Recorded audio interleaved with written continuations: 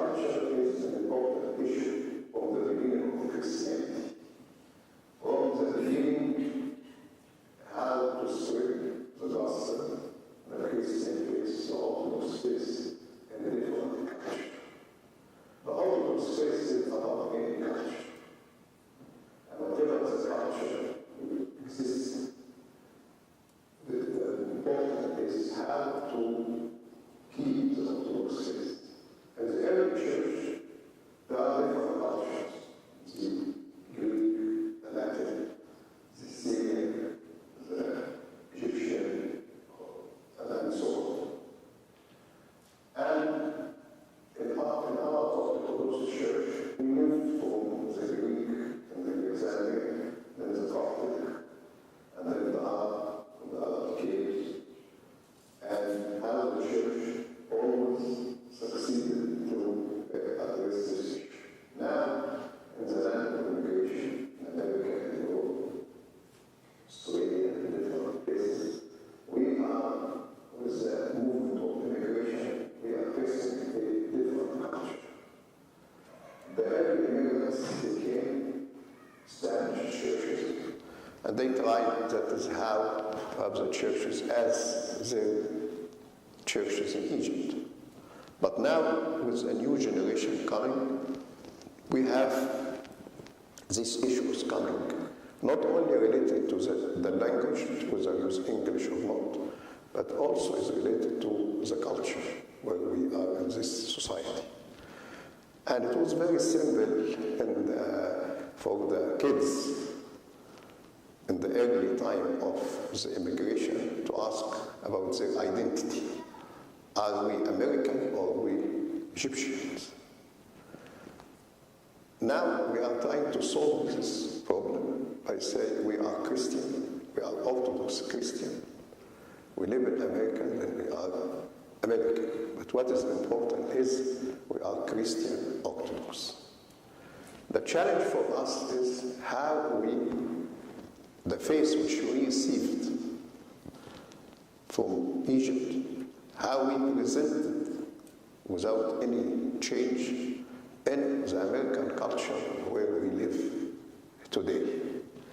How we express our Orthodox faith in the American culture, which is required to understand our Orthodox faith with more and more study about the faith, and also to understand the American culture and how to do screening, to discern from the faith what related to the culture and what related to the faith. And from the culture here, what is the positive things in the culture and what are the negative things in the culture which we have to overcome. How to be a real Orthodox in American culture, how our church to be an Orthodox church keeping the faith, but not as a foreign body in the American culture. And this is what the experience of our church in Egypt. Egypt is deeply integrated into society, nevertheless always keeping the Orthodox faith through the time. So this department is very important, not only for the parish church at the level of the clergy, to help them to address many of the issues faces, but also to parents, because the parents, they need the help. They need help how they bring up their kids in the Orthodox faith, which is a precious faith, which carried us through the blood of the martyrs, but at the same time, not to be foreigners in the society where we live. So I wish all the success for this department to help us in our pastoral care to address this issue and to prove, as it is proved through the centuries, that the Orthodox faith is above any culture, but it should be expressed in a certain culture without a change of the Orthodox faith. May the Lord bless all the activities of this department for the glory of His name and for the benefit of his people, to whom is glory now and forever. Amen.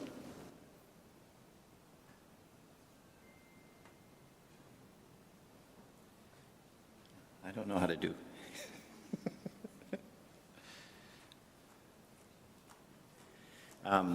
There is, if anybody wants, there's translation in Arabic in the back in the cry room. So if it's easier for you to hear it in Arabic, you can go to the back and there's a translation there. Okay.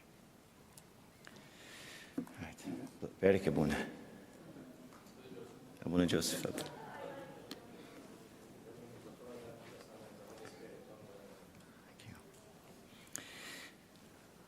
Okay. Welcome everybody, and as you heard from His Eminence Samba Serapion, the idea behind the department, and maybe we'll get to some of the department throughout the day, is to try to bridge this gap between culture and the church and orthodoxy, and ultimately, as he made the very good point, he said, the Orthodox Church should be able to exist in any culture. And that we're never against a culture. We express our orthodoxy in whatever country we live in. So if we're in Egypt, we express it as Egyptians. If we're in Ethiopia, we express it as Ethiopians. If we're in Greece, we express it as Greeks. No problem. And now we're in America, so we express it as Americans. But that doesn't change in any way the faith and the orthodoxy itself. It's just how it's expressed. And one of the nice points he always makes when he talks about this is how Pope Shenouda used to always talk about how much we love Egypt as Egyptians, and how we're citizens of Egypt, and how proud we are of Egypt, and how we love our country. And that's a very important part of being Coptic.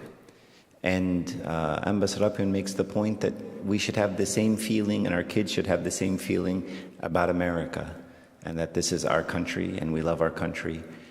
And we're citizens of our country, and we don't hate our country. And that sometimes part of what's going on is we feel like the country is the enemy.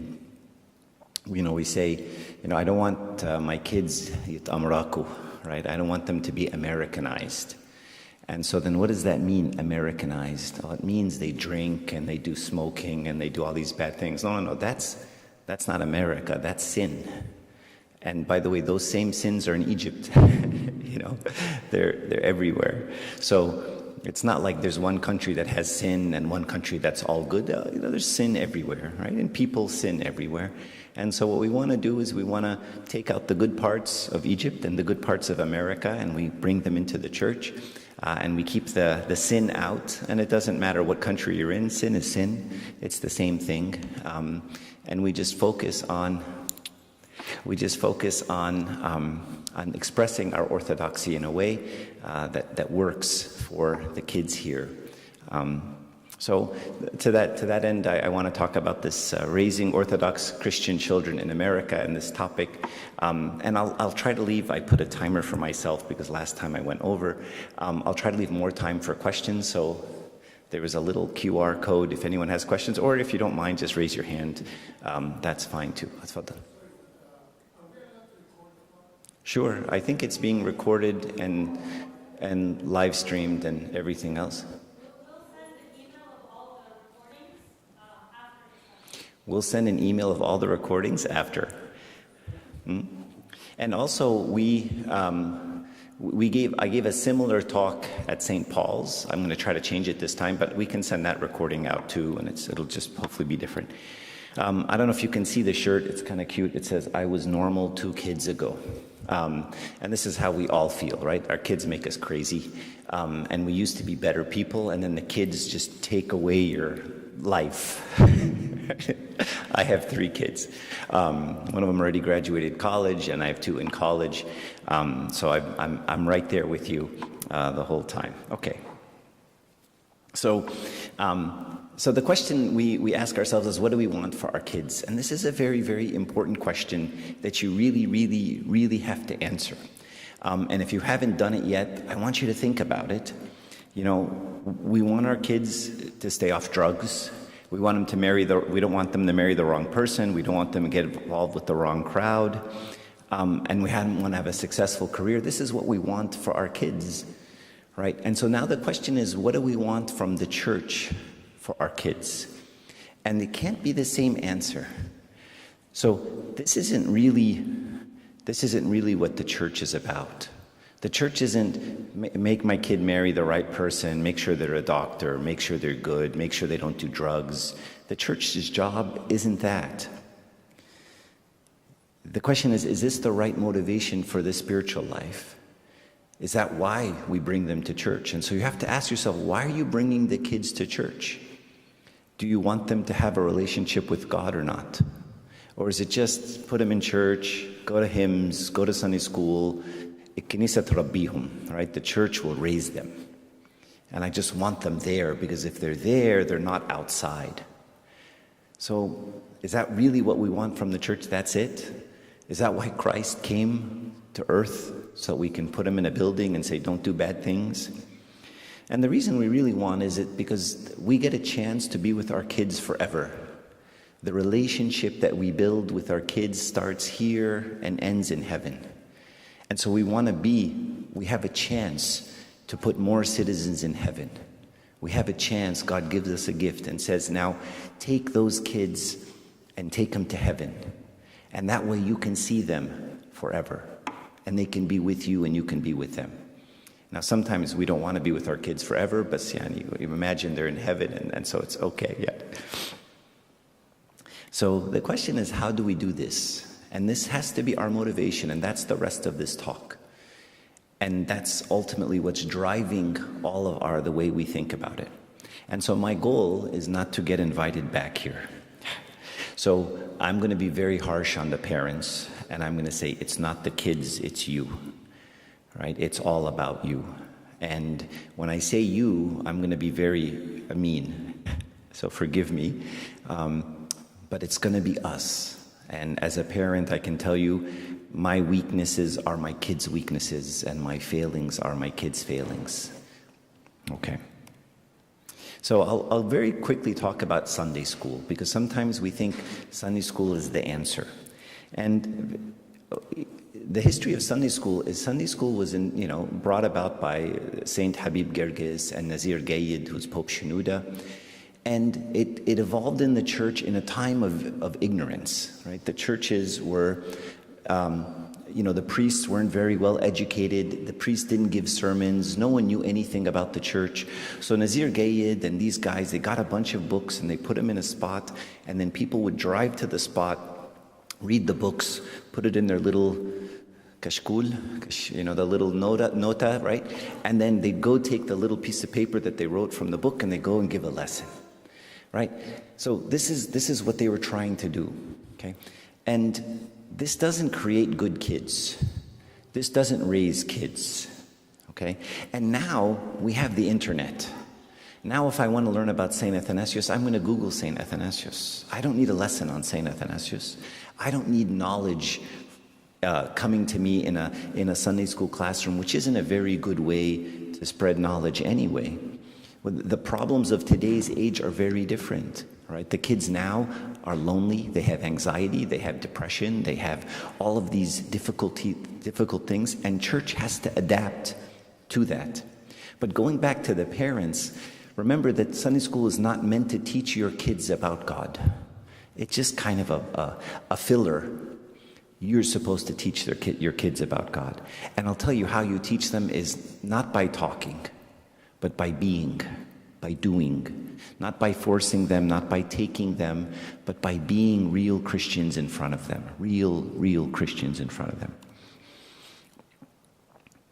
So when I think about what our kids need now, especially in middle school and high school, it may not be a class, it may be you, and it may be discipleship, and it may be something that takes a different form. All right. So the question that we see a lot of, and it's not just in the Coptic Church, but in all the churches in the United States, is why are youth leaving the church? And this is a very sad state. I'm sure many of you know people who have left. Many of you know youth who have stopped coming. Many of you know adults who have stopped coming. I'm 54, and the group that I grew up with, most of them, 70% of them, no longer go to church. Or maybe they show up once every other Eid, maybe. But most of them don't come. And you all know people, 30s, 40s, 50s, who just, dropped off. And no one remembers them. And when they come back, no one even asks about them when they're gone. And so I want to talk a little bit about those things, not because I want to point out negatives, but so that we as parents can focus what we need to do. So I'll try and go through all of them very quickly at first, and then I'll go through some of the reasons. I'll just put them all up there. Well, I'll do them one at a time. There's a disconnect between religious practices and a genuine relationship with Christ. Parental influence driving youth away from the church. Judgmental experiences and shame-based messaging in the church. And by the way I accumulated these things is I talked to a lot of youth, read a lot of surveys, did a lot of asking, and then I pulled together all these reasons with AI into like 8 or 9 different reasons. And again, when I say the church, I don't usually mean the clergy, unfortunately, and I don't usually mean the servants. Unfortunately, I mean us, the parents, because the kids are learning really about the church and about God from us. They learn about who God is from the way I act and what I say. And so, unfortunately, you'll find that many of the clergy and the servants are working very hard to try to reverse some of the things that the parents are telling the kids about who God is. And we'll talk about why the parents do those things, and hopefully we can address them together. Disillusionment regarding the treatment of women in the church. Absence of relatable mentors and examples of Christ in the lives of youth. Superficial relationship within the church and an emphasis on appearances. How do I look? Perception of the church as homophobic and fostering unchristian hatred. The need for the church to address sexual issues and remove taboos. Church views as a means to an end rather than embodying Christ's presence. Okay, so these are the reasons that come up, and so I want to go through them one after the next. The first one is disconnect between religious practices and a genuine relationship with Christ. So this is Pope Shenouda of blessed memory, and I just want to play a video of a piece of a sermon that he said that I just really loved. Hopefully. الناس ساعات بياخدوا الظواهر ويسيبوا الجوهر. يقول الحل اني اصوم، اني اصلي، اني اقرا في الكتاب، اني اروح الكنيسه. كل ده كويس، لكن الحل الوحيد اللي من غيره كل الحاجات دي ملهاش قيمه انك ترجع لله، تكون علاقه شخصيه معاه، تكون محبه بينك وبينه. بدون هذه العلاقه، بدون هذه المحبة لا فائدة من صلاتك. Okay, so I clipped it at the end there. So you can see what he's saying. Did anyone not understand? Everyone, you didn't understand? Sorry. We're persecuting those who speak English. Basically, he says that it's very important to have this fasting and prayer and all of the different rituals. But he says without a relationship with God, there's no benefit to these things. And if you engage in these things and it doesn't strengthen your relationship with God, or that's not the focus, then it doesn't add much. And so what he's basically saying is, we don't want to focus on the outside, we want to focus on Christ inside the fast, Christ inside the prayer, Christ inside attending the church. So we don't come to church for church, we come to church to meet Christ and to develop that relationship with Him. So that relationship is something I want to keep coming back to. So the relationship starts between me and God as a parent. The relationship between me and God, not me doing things, but me having a relationship with God. And in that relationship, then my relationship with my child also grows the same way. And if my relationship with God is just I do things for Him Because if I do things for him, then he blesses me and he leaves me alone and I don't get cancer, right? That's why I go to church once every couple of weeks and I fast and I do things so that bad things don't happen to me. If that's my relationship, then what I'm going to teach my children is that same relationship. Do things, go to church so that God blesses you. Do good things at church so that God doesn't give you bad children and helps you get married. And so I'm now using God to get something. I'm using God by giving him what he wants in order for me to get stuff in the world. And it creates a very dangerous relationship, right? Because now, as Pope Shenouda just said, if I'm doing all of these things and I'm not fostering this relationship with God, then there's a danger there, okay? And so I want to give you a very small example. About what, as parents, we emphasize with the kids, okay? And this is a very small example, and please take it for what it's worth. It's just an example of emphasis. So when we talk about the liturgy with our kids, when you tell your kids, we're leaving church now, we're leaving the liturgy now, how do we tell them, how do we talk to them about church? Now, I know we do a lot of talking, making them come to church. But what do we tell them when they leave church?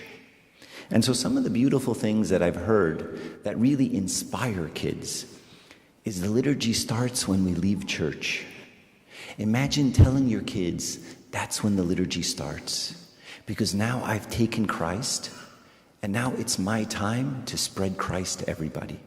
It's now my time to be what? The light of the world, right? Jesus does not tell us to be the light of church. He doesn't tell us to do great things at church. He says, be the light of the world.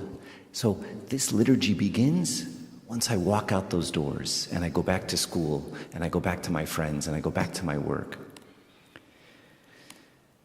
And give everyone the same love you just received. So imagine I come here and I taste God's love and I taste his mercy and I taste his forgiveness. Now what am I supposed to do with that? You just tasted God's love and his mercy and his forgiveness. Tell your kids, go and give people love and mercy and forgiveness. Let them see in you Jesus. Let them see in you the Christ you just took and have now become. Become the image and likeness of God in the world. And when someone treats you unfairly, forgive them. And when someone doesn't deserve it, show them mercy. And when someone is very hard to love, love them. Why? Because that's what God does with you. You're also hard to love. You also don't deserve mercy. You also don't deserve forgiveness. And yet God gave it to you. Now go give it to everyone else you see all week long. And I love this expression because we say that Christ is the fountain of life, right? A fountain, nafura, right? This water that just keeps coming out. And we take and we drink of this water from him. This is what the Eucharist is. And we become that fountain. And we keep giving love. And the beautiful thing about a fountain is it doesn't run out. You know, one of the wonderful ways that one of the beautiful meditations, that when you think about the way the Holy Spirit descended, how did the Holy Spirit descend? Like fire. And if you think about fire, fire is one of the few things on earth that if you have a candle and you give someone else your fire, you don't have any less fire. Right? And so I can spread fire. I take a candle that's lit and one that's not lit, and I touch them, and now I have two candles. And this candle are full. And this is what the love of God is. And so we want to teach our kids, you come and you drink, and the other expression is a fountain, right? Because water runs out, but a fountain never runs out. A fountain just keeps going and going and going. Right? And this is what we see in the story of the Samaritan woman. Right? She takes and then she becomes. Right? This is Christianity. This is the life with God. This is very inspirational to young kids. This is what they want to hear. This is the Jesus of the gospel that they're used to hearing on Sundays. And so this is what we should be talking about with our kids every Sunday. Every Sunday, remind them the liturgy begins when we leave church. And not just remind them, show them. Show them that when you come and you taste forgiveness, even tell them, you know what, your kid does something bad on Sunday night. Tell them, you know what, Jesus forgave me this morning and I'm going to forgive you today. How beautiful of a message is that? Right? Or your kid does something really bad and they don't deserve it, any mercy, and you say, you know what, this morning Jesus showed me mercy, so I'm going to show you mercy. Teach them, show them who Jesus is. This is the most powerful way to teach the kids about God. Forget the lessons and the talks and all that stuff. Show them. Now, I don't want to sound mean or harsh, right? But when these things are emphasized, the kids flourish. But instead, we sometimes emphasize other things. So when our kids are leaving the church, what do we tell them? Don't spit for 9 hours. Don't swim for 9 hours. Don't chew gum for 9 hours. Don't throw up for 9 hours. Don't walk barefoot in case you get a small cut for 9 hours. Don't brush your teeth for 9 hours. Don't cut your nails or your hair for 9 hours. Where's this coming from? This is not the message of the fathers. When I read the fathers and I read back from the first century, the words of Jesus himself, abide in me and I in you. He who eats my flesh takes me and I raise him up on the last day. He didn't say all of these things. Now again, these are nice traditions that somebody came up with, and they help me remember that Christ is in me. Okay, if it helps you remember, knock yourself out. But when this is all I tell my kids, because when I think about myself growing up, me, Mark, I look at the first 4 bullets, the liturgy begins when you leave church and be a fountain. I didn't hear that growing up. But these other things I heard 1,000 times. 1,000 times, right? So what am I emphasizing with the kids? So be careful, because what you emphasize, right, is how they learn about who God is. And this is a very important point. They learn about who God is from you. You become the first image of God to the kids.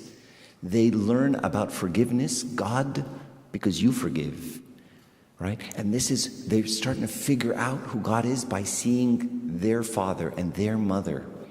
And so when you act in a certain way, you become the image of God.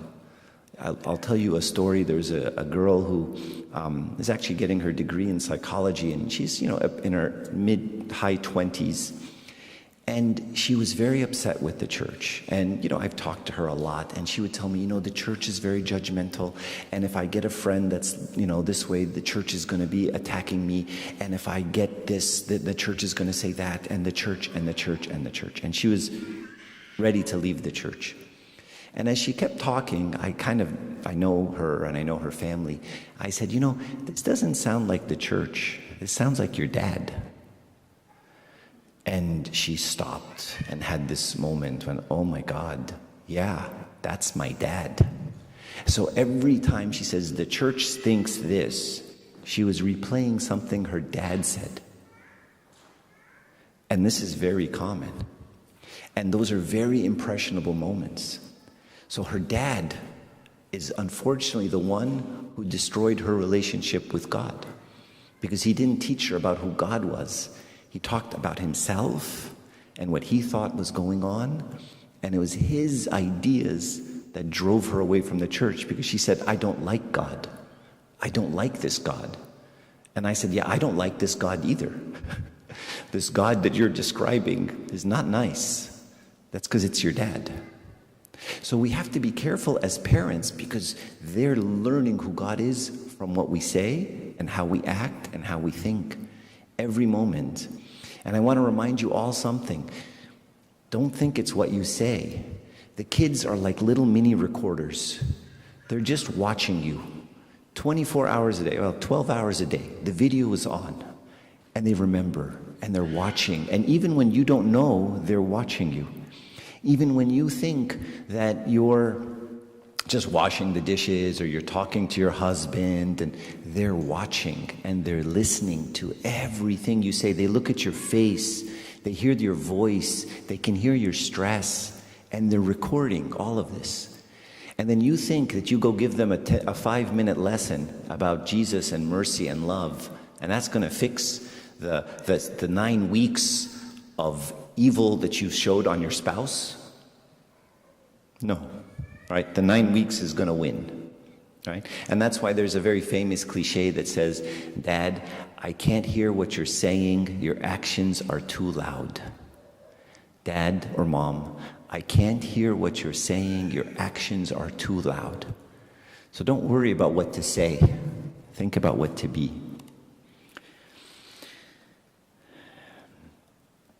Parental influence driving youth away from the church. Now, as parents, I can tell you that we're all very well-meaning. And I can tell you that I would die for my kids in a heartbeat. And I tell all the kids the same thing. I said, you know, if a bear was chasing you, your dad would run in front of the bear and die before he lets the bear kill you. That's how much we love our kids. And because we love our kids so much and we're so emotionally attached to them, we don't think straight. And I was telling a youth just on Wednesday, I said, if one of you came up to me and said, oh, you know, I'm dating this guy and he has a bunch of earrings and a bunch of tattoos and really long hair, but he's a great person, I said, you know, I'd be calm. I'd be like, well, you know, I'm great. It's good that you're seeing past the tattoos and past all the, tell me about him. I'd be very calm. Why would I be calm? Because you're not my daughter. If you were my daughter, I'd be screaming, right? And so I'm very good with other people's kids. I'm very calm, I'm very thoughtful, I'm very spiritual. With my kids, right? Immediately, I can't even process straight, right? Because there's so much emotion and so much fear. Because when my kids tell me something, I get scared. I get scared they're going to be bad. I get scared they're going to get messed up. I get scared they're starting this very bad path. And if they do this, then they're going to do that. And if they do that, then they're going to do this. And then musibah. So I have to fix it right now. And because I'm so scared, the fear makes me do very unnatural, not good things. And so one of the things we have to realize is that fear is from the devil. I'll say it again. Fear is from the devil. Devil tries to scare us. In fact, the most repeated commandment in the Bible is do not fear. In fact, the Google says that it's repeated 365 times in the Bible. And so when I remember this as a parent, when I realize that fear is making me scream and fear is making me emotional, I have to remember, where is my faith? Faith and fear are the opposite. When there's fear, there is no faith. So I want to give some advice as a parent. I just put them all up there. Some advice. Don't push for studying only. Don't push them so hard to achieve and succeed that you drive them crazy. There's more to life. And here in the United States, you can make a lot of money doing anything. If you're good at anything, someone's going to pay you a lot of money to do it. You don't have to be a doctor, engineer. You don't have to be the #1 kid in the 3rd grade. And many kids are driven away by the pushiness of their parents for studies. So I'm not telling your kids to, drop out of school and don't do it. I mean, I pushed, of course. But you have to realize you don't obsess. You don't be so afraid that your kid will be a failure. And if they're a failure, they won't have a good job. And if they don't have a good job, then they won't get married. And if they don't get married, then and now it's a musibah. And next thing you know, your little 2nd grade kid who's spelling, and you're like, what are you doing? You have to, and because you've already projected that they're never going to get married, and the kid's in 2nd grade, haram alaikum, right? So we have to take a breath. There's a lot of time, right? A lot of kids start out really dumb and they get smart when they get older. Tkhafoush. I'm one of them, right? I was always the dumb kid growing up. وبعدين ربنا فتح كده the clouds and alhamdulillah. Next piece of advice. And believe me, I'm giving you advice that I've learned the hard way, even from my own family. Don't work too hard. Spend time with your kids. They don't need your money. Believe me, they don't need your money. Spend time with them. That is the most thing that's lacking with the parents. Time. And I'll say another thing, dads, spend time with them. This is directed at you. It's easy for the dad to get consumed by providing, I understand. But believe me, that kid will never forget the time you spend with him. I'll tell you all a story. I used to take my son to baseball. I hate baseball. It's like 3 hours of practice on Tuesday, 3 hours of practice on Thursday, and then 4 hours on Saturday game, and it's boring. I hated it, but every time I would tell my wife, I'm going to come home from work early, I'm going to take my kid to baseball, I'm a good dad. حلو, right? I'm taking him every week, وطالع عيني رايح جاي, okay? And that means my eye is coming out and I'm going and coming, right? So one time my son says to me, he goes, yeah, Dad, I wish you spent more time with me. And I go, Naam yarhamak? What did you just say? I was so upset. Sorry, I'm not supposed to say that in church. Okay. Akhti, halu. Sorry, this comes out sometimes, right? I actually told him that in Arabic, as he doesn't understand Arabic, it was okay. And I was shocked that he said that. And I said, I go to baseball practice, I do this, I drive you, I come and go, I leave work early. And he goes, yeah, but you're not spending time with me. You just take me to practice. And then you go sit on the bench, talk to the other parents. And I'm like, so you do you like baseball? He goes, no. I go, no problem. We're dropping baseball today. So I drop baseball and I start playing baseball with him. I go out in the street, 10 minutes. I throw a ball, he throws it back. I throw a ball, he throws it back for 10 minutes. He's so happy. We go to the park, I hit the ball to him. He's so happy. And I save myself 7 hours a week doing this, 10 minutes a day. And then here's the best part of the story. He goes and he tells, after we left the team, the coach is one of our friends and his son is Justin's friend. And the coach, Taban, is spending even more time in baseball. So the coach is like doing all the stuff and organizing and parents and So the coach, dad, thinks he's the best dad in the world, right? You know what his son says to my son? My son tells him, yeah, my dad, after we dropped off the team, my dad plays baseball with me. He throws the ball to me. And the kid goes, wow, my dad doesn't spend any time with me. And the dad was right there. You should have seen his face. Just went white. He looks at him. He didn't say what I just said, because he's American. But the spirit of your mother. But he couldn't believe it. And here he is spending 30 hours a week on baseball. And his son says to my son, my dad doesn't spend any time with me. So I want to give you all this warning. Be careful.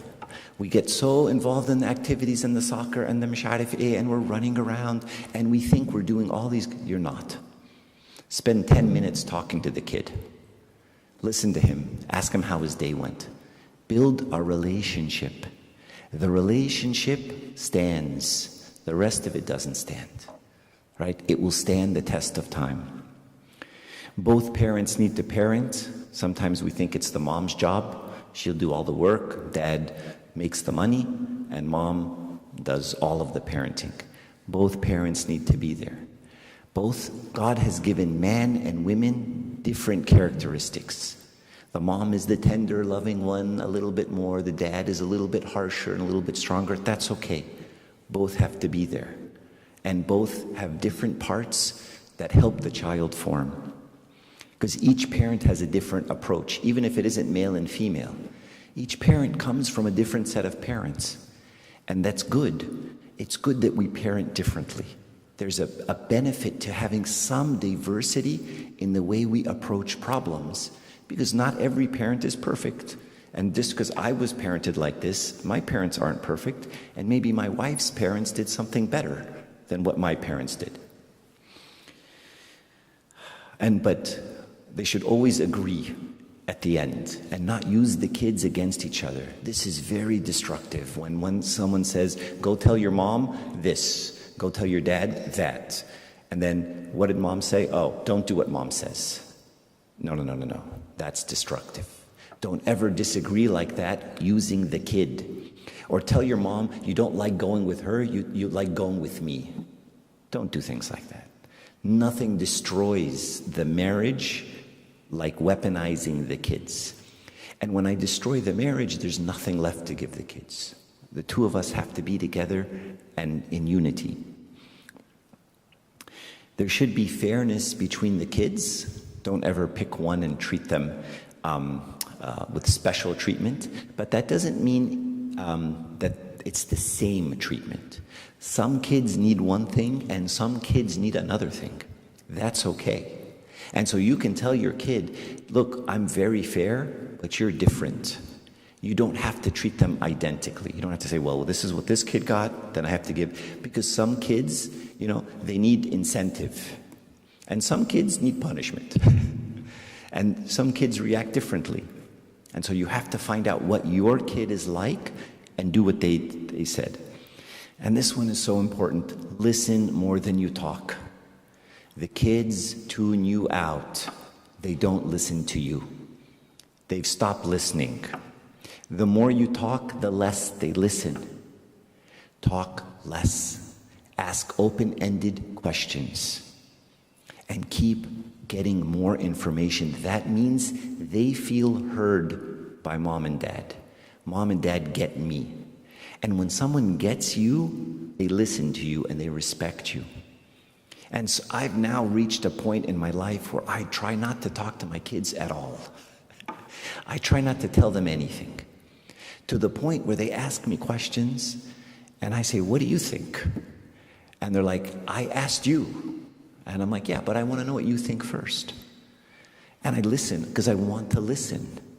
And one time, one of my kids yelled at me and said, when are you going to tell me the answer? Tell me something. But I'm holding back. And the more you hold back, the more they want to hear you. The more you're talking, they just tune you out nonstop. So the listening means they feel that you get them.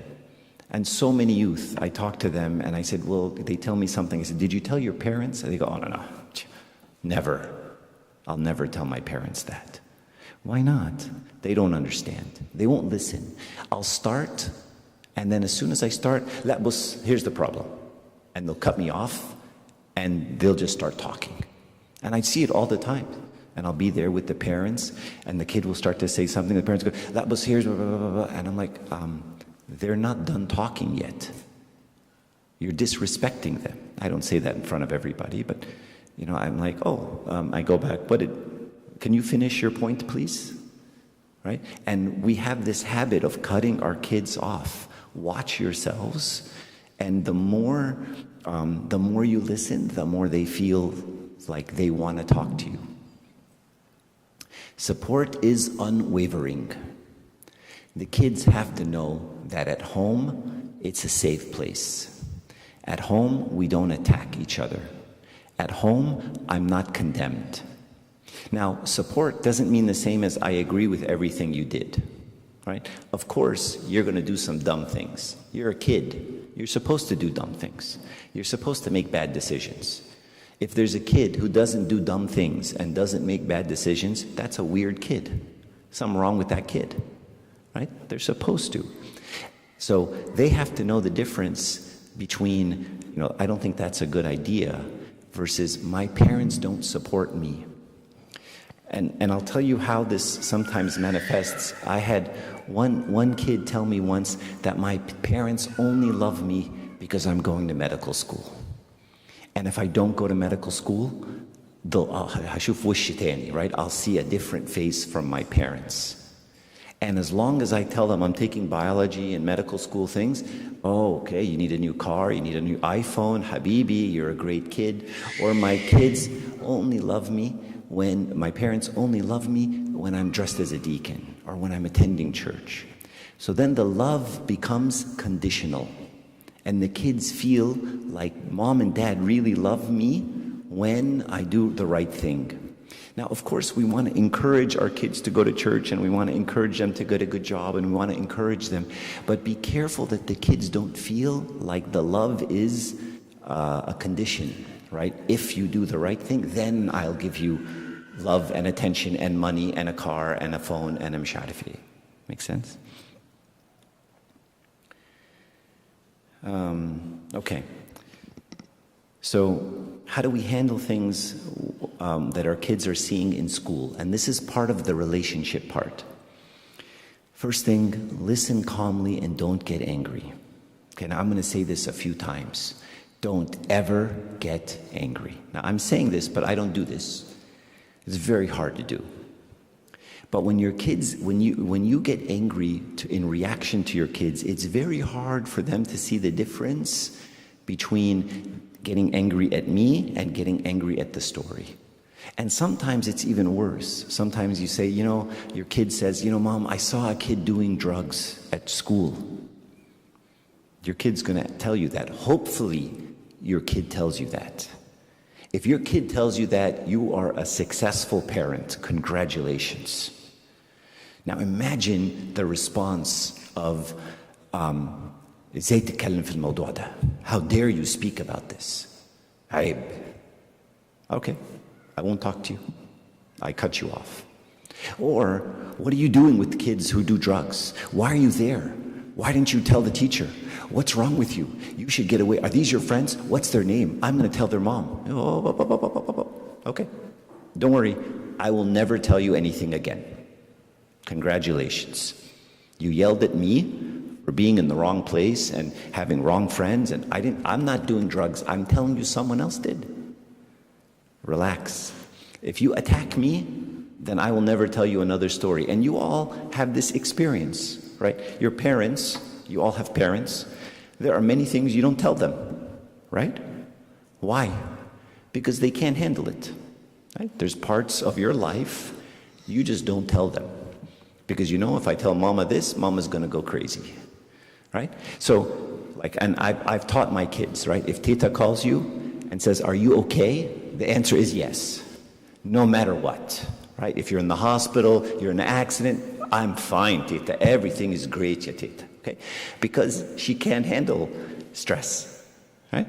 So don't be that parent. If every time your kid talks to you about a certain topic and you get angry, they're not going to talk to you. And they're going to say, okay, this topic is off the list. No problem. I can't talk to my dad about this. This topic off the list. I always tell the story. I like telling the story, but my son, I can tell either one. My son, when he was in 8th grade, came back from school and said, Dad, I don't believe in God because evolution explains the creation. Okay, so I took a deep breath, and I was doing something, and God gave me grace. I was like I didn't even stop turning the screwdriver. I listened to it. My son just told me, in 8th grade, I'm an atheist, Habibi, and I'm just turning the screwdriver. I go, oh, okay. Where'd you hear about evolution? Oh, school, the science, blah, blah. I go, oh, you're talking about like natural selection, and you're talking about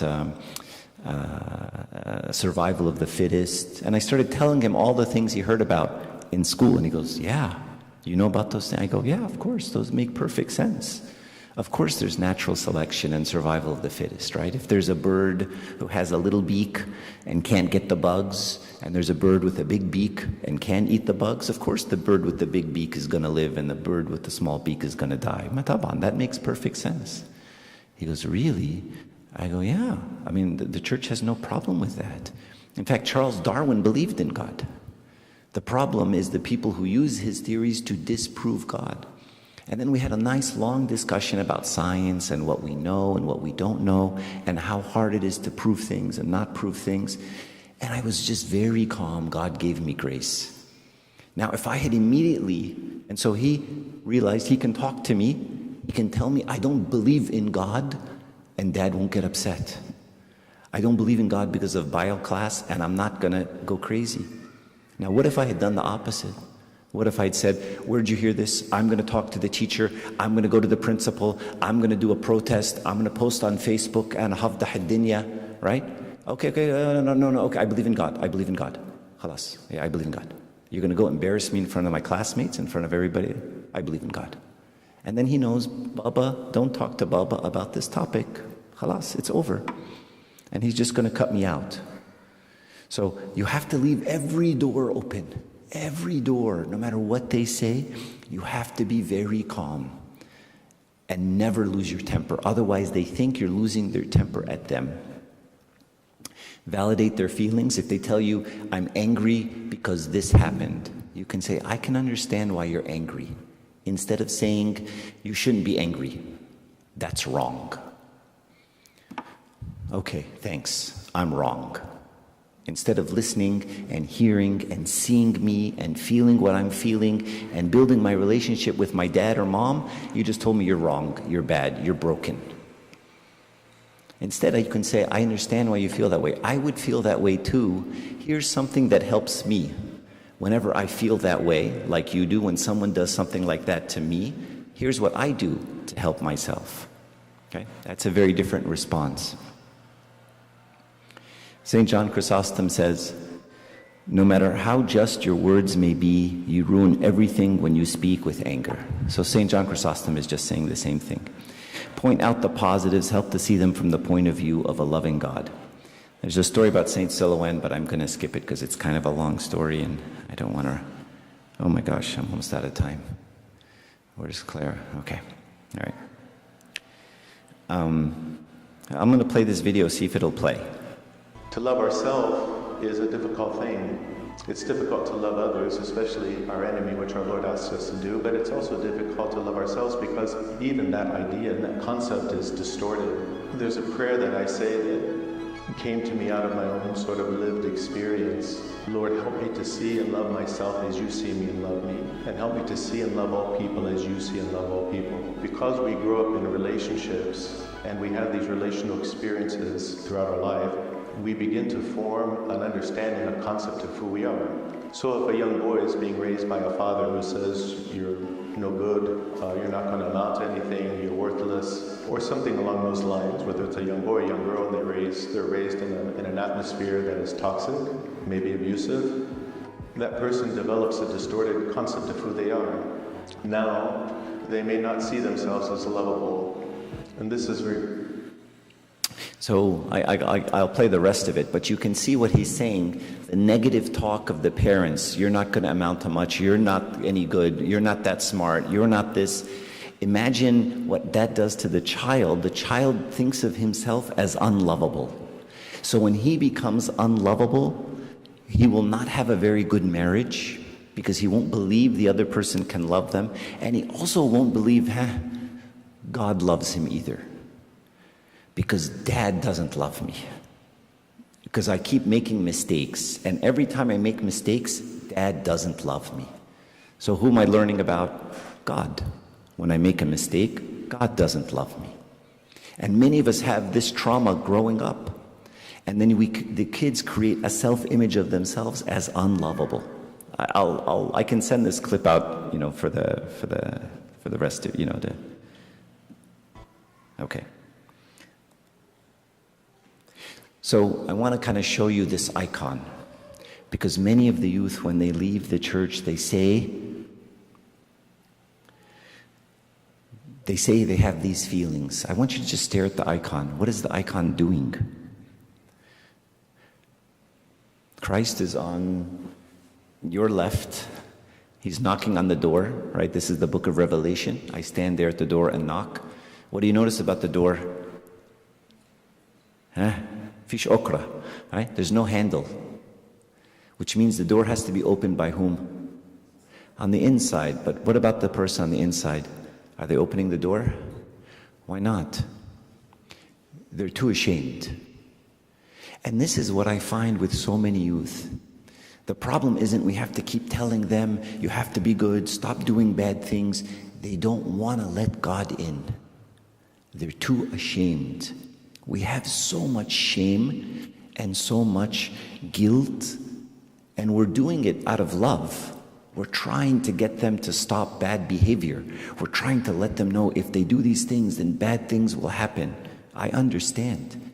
But we have to be careful, because if we fill them with so much shame and so much guilt, they have no hope.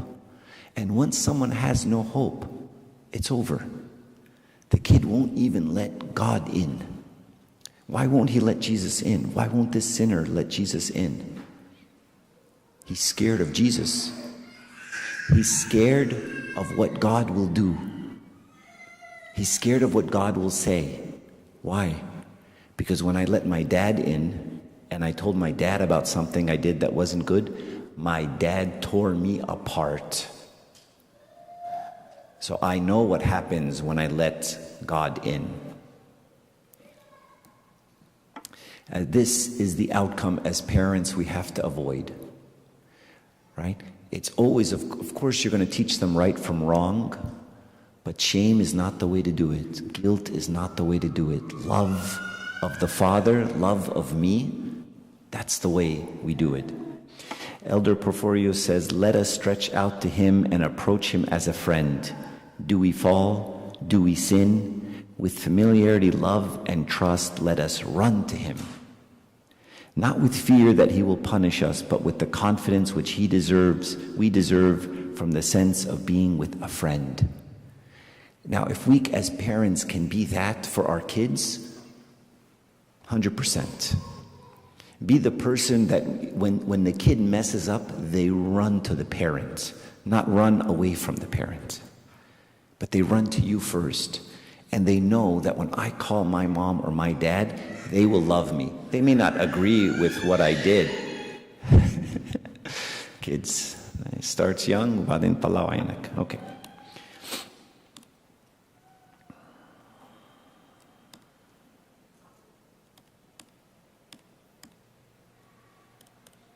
I'm going to skip all that.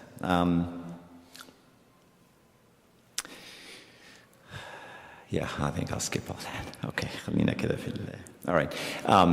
There's a lot of messaging around women and girls that puts a lot of pressure on girls, a lot of shame on girls, and hurts the girls.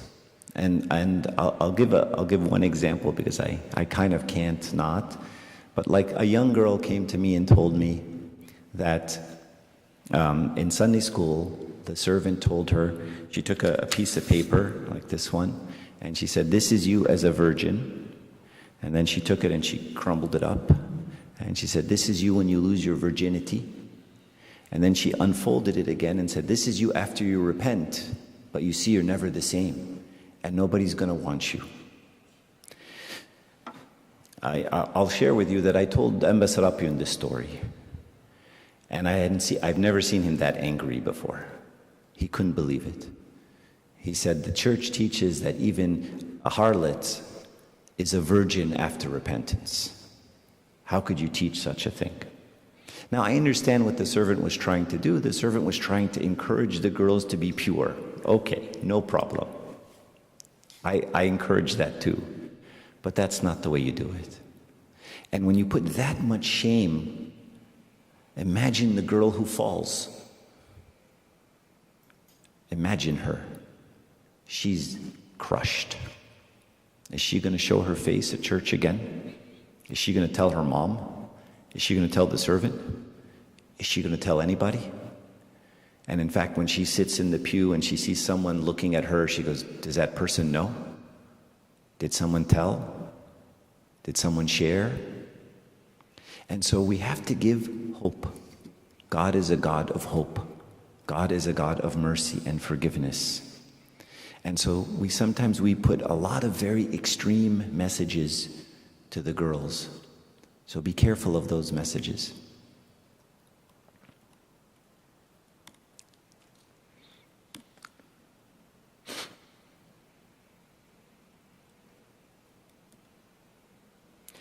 Okay, I'll start wrapping up. These are some quotes from some of the fathers. I'll just read them to you because I think they're wonderful and make the point. He says, generally the parents, this is kind of harsh, sorry. Generally the parents are to blame for the bad behavior of the children. And their behavior is not improved by reprimand, disciplining, or strictness. So when the kids have really bad behavior, sometimes you see the parents harsher on the kids. If the parents do not pursue a life of holiness, and if they don't engage in spiritual struggle, they make great mistakes and transmit the faults they have within them.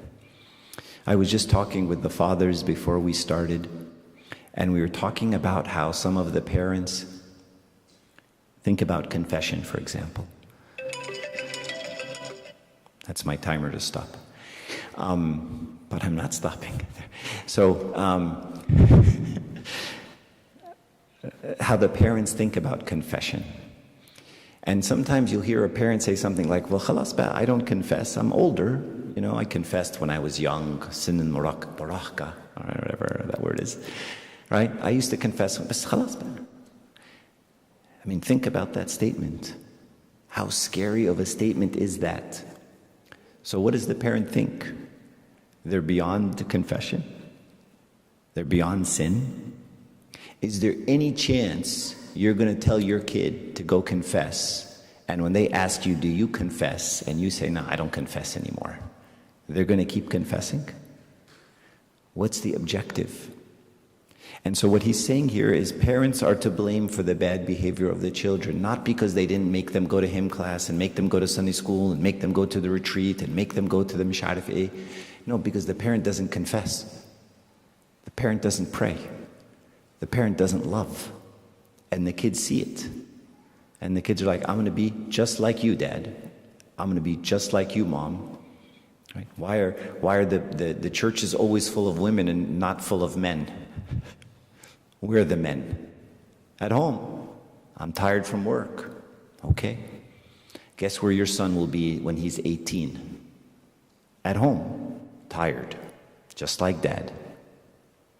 I'll share with you a story that happened to me with my oldest son. We have a room in our old house. It was all icons. It was our prayer room. It was very fun. There was a nice room that had no purpose and had one window, and it was just this weird big closet that they just put in the wrong place. And so we decided to paint it, finish it, and we just put icons everywhere. So just covered in icons. And that was our prayer room. That's where we would take the kids, we'd read the Bible with them, we'd go pray there, whatever. And there was one time when I was having some difficulty, and so I went into that room, and my kids were downstairs. It's upstairs. I went upstairs, and I just bowed down and I just started praying. And I was there for like a few minutes. And I was very focused on my prayer, and I didn't really notice anything. And I look up, I'm done, I sit up, and I noticed my 8-year-old had come in next to me and bowed down next to me. And was just bowing down. And I was doing a matanya, and I didn't even hear him.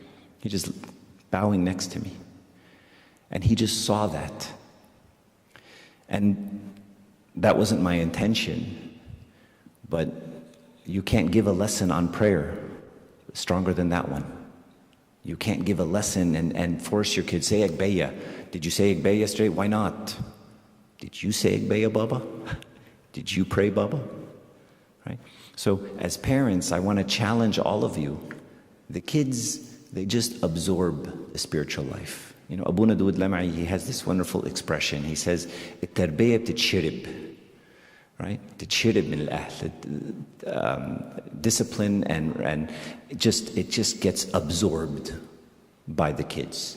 Your kids will turn out just like you. So it's easy to raise kids. Fix yourself. Confess yourself. Love yourself. Have mercy yourself. Forgive others yourself. And then your kids will just be just like you. And our kids, thank God, many of them are doing all kinds of services and all kinds of stuff. And the parents are like, what did you do? And I say, I never once made them go to church. I never once made them go do anything.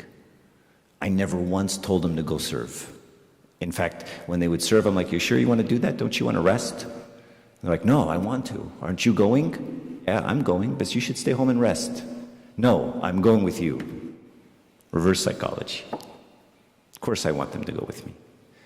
So, it's the parents that instill. Okay. Same quote, same saint. The solution is to be found through the sanctification of the parents. Become saints, and you will have no problem with your children. The sanctity of their parents releases their children from their problems. Okay.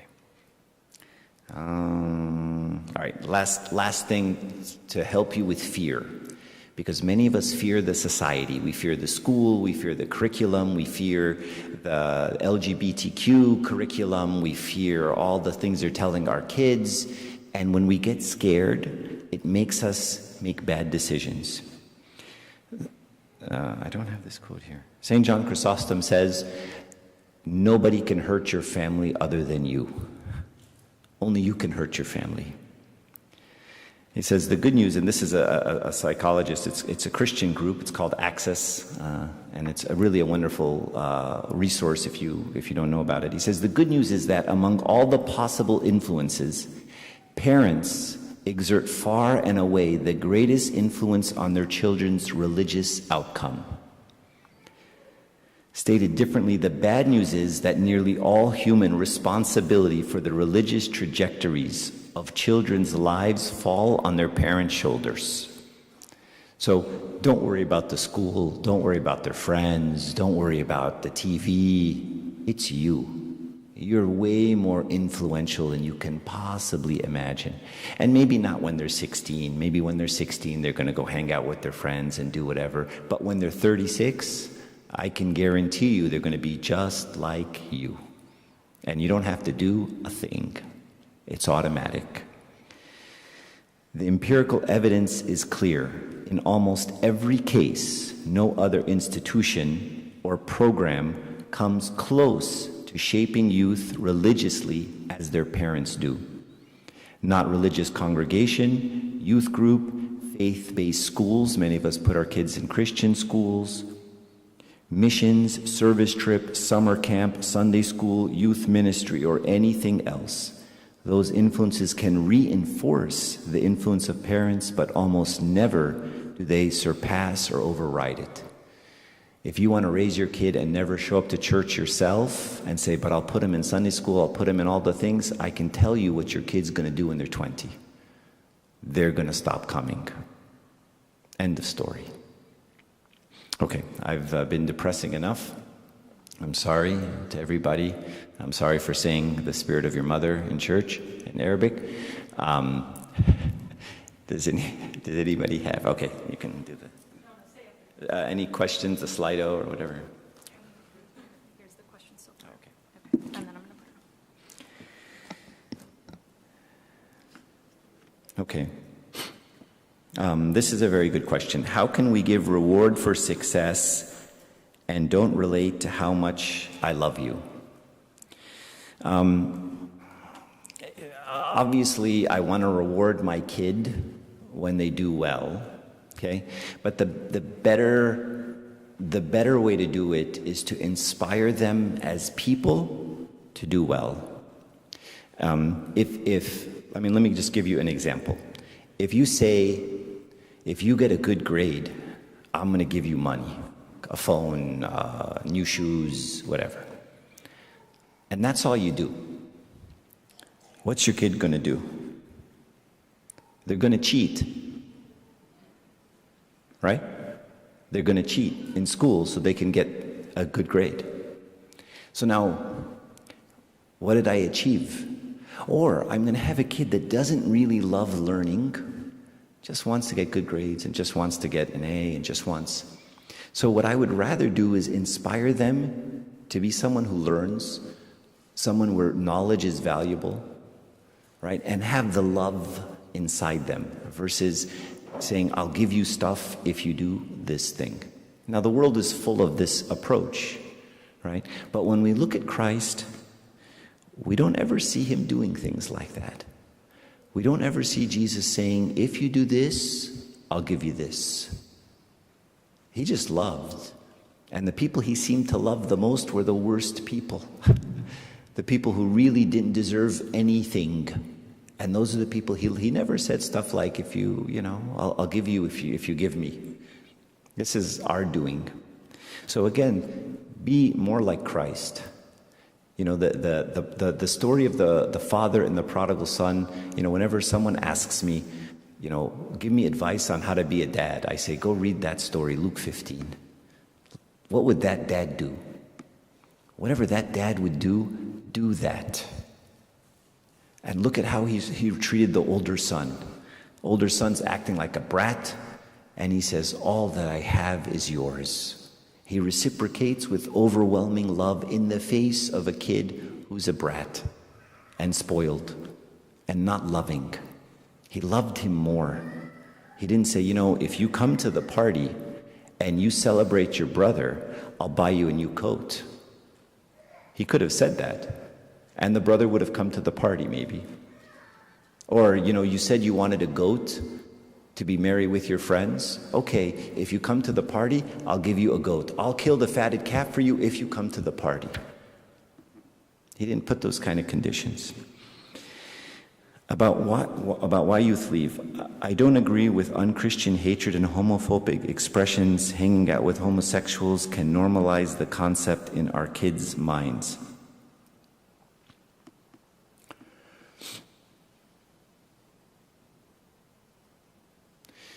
As far as homosexuality goes,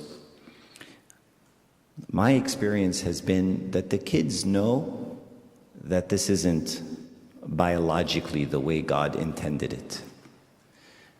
Right? Anyone who studies biology knows that the way children are born and the way nature in all animals exists is not like this. So what I find is that our kids don't think, especially now, by the way, the things are turning.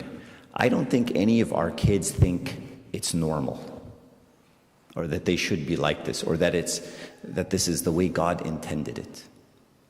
I don't believe that. They all know, right? But what they're trying to be is tolerant. And I find that the kids who react the most and who fight back the most and who say, no, there's nothing wrong with homosexuality, there's nothing wrong with this, it's absolutely fine, the church is bad, the church is misharif eh, those kids usually have parents who are on the other side. And I find that the parents who are the most against gay people have the kids who defend the gay people the most. Okay, I'll tell another story. I'll tell the story of my daughter. My daughter one time came up to me. She was in 8th or 9th grade, I forget. And she comes up to me, she goes, you know, Dad, we're driving, and she goes, you know, Dad, most of the girls in my class are lesbian. I take a breath, I go, okay. So immediately, right, the lesbians, they're going to get my daughter, they're teaching her, she's in public schools, it's because of the education, it's because of the curriculum, it's because of Disney Channel, it's because of the rainbow flag. Berli, okay, I'm immediately, okay, and now this is my daughter, right, and she's in 8th grade, and so I'm very emotional. I grab the steering wheel very hard, أطلعها in the steering wheel, and I take a deep breath, and I say, oh, okay, what percentage of the girls in a lot are gay, what percentage do you think are gay? And she goes, I don't know, like 75%. I take another deep breath, I wait 5 seconds, and I go, oh, that seems like a lot. She goes, yeah, it's a little bit a lot. I go, do you know that in the country, the national average is only like 5%? She goes, really? I go, yeah. I wait 5 seconds, 10 seconds, and I go, you know, 75% is a lot more than 5%. And she goes, yeah, 5%, that is a lot more than 5%. I go, ah. I wait 10 seconds, I let her think. And then I say, so when you say you're gay and you come out of the closet, that's the expression they use, what happens at school? She goes, oh, they have a big party for you, and you join a club, and everyone likes you, and she started telling me, and I said, tell me more, what else happens, and blah, blah, blah, blah, and she goes, oh, and then this girl said this, and then I listen, and I said, oh, wow, that's a lot of attention. She goes, yeah. I waited 10 seconds, and I said, so do you think that maybe some girls pretend to be gay when they're not, just to get all this attention? And she goes, yeah, I think they do. Because this girl, I know she likes boys, and she's pretending. I know she's totally faking it. And this girl, and she starts telling me story. I'm listening. And then I waited a few seconds, and I said, I feel bad for these girls that pretend to be gay just to get attention. Or maybe they're confused. Or maybe they're not getting enough love at home, that they have to seek love outside in a weird way. Let's pray for them. And we did. And at the end of that discussion, it could have gone one of two ways. Now, if I had started with, this is wrong, it says in Leviticus they're going to hell, God says this, God they're all going to burn, and started all of these things, right? Then my daughter would have done what? Defended. She would have said, Dad, you're being mean, this is wrong. And I'm like, I'm mean?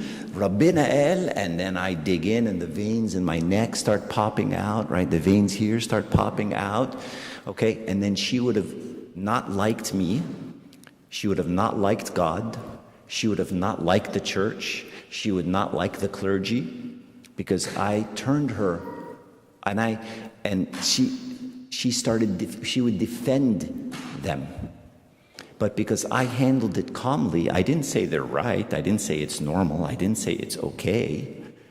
I very slowly walked her through it, calmly. And because I stayed calm, she stayed calm.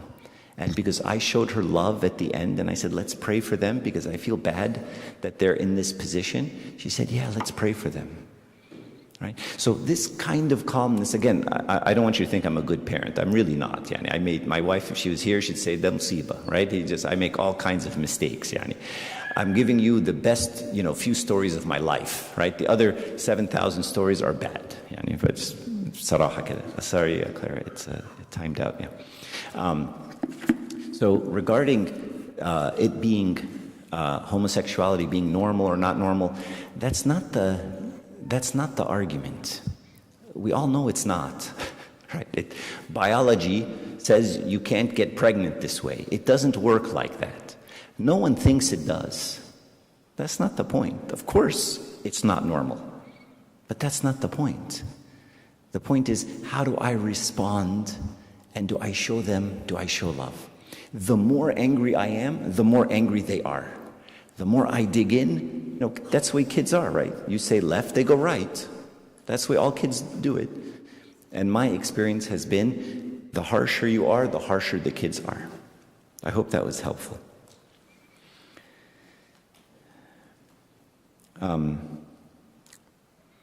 How can we enforce about the right time for dating and conference teens? I don't know what conference is. So the question has a few words that are a little harsh. How can I enforce? Are you the parent or are you the police? Right? Do I have a relationship with my son or daughter, or am I enforcing something? Because if my job is the enforcement, then they're not going to talk to me, right? When you see a policeman hiding in the bushes at a stop sign, do you want to have a conversation with the policeman? Do you want to talk? You want to avoid the policeman. You hide from the policeman. You see a policeman come on the freeway, you slow down. The policeman is the bad guy. Right? Don't be the bad guy. You're not the bad guy. It's not your job to force anything. My job is to talk. My job is to listen. My job is to have a relationship, to walk with them. Are they going to make mistakes? Yes, 1,000%. All of your kids are going to make mistakes. Did you make mistakes? Yes, 1,000%. So my job isn't the police, because I run away from the police, right? If my job is to be the one who walks with them and listens and talks with them, and you can have a conversation with them about this topic. And I highly recommend, if you want, for the person who asked, or for all of you, we had a series of talks about a month ago. Actually, one of them was, she came here to St. Athanasius, but very few of you were here. It was on a Sunday night. But if you want, Abuna Elijah can send those talks out, and they're excellent. And so there is a difference in approach from the different cultures, right? And so we have to be aware of this difference, and we can't be completely scared of it. You know, in Egypt, you know, at the Bunas will tell you, every youth meeting, the questions are the same. When can we date? How do we date? I want to date.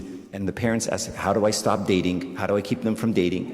That's all we talk about, okay? In Egypt, they don't talk about this. Every other youth meeting isn't about dating in Egypt. Why? Because there's a system.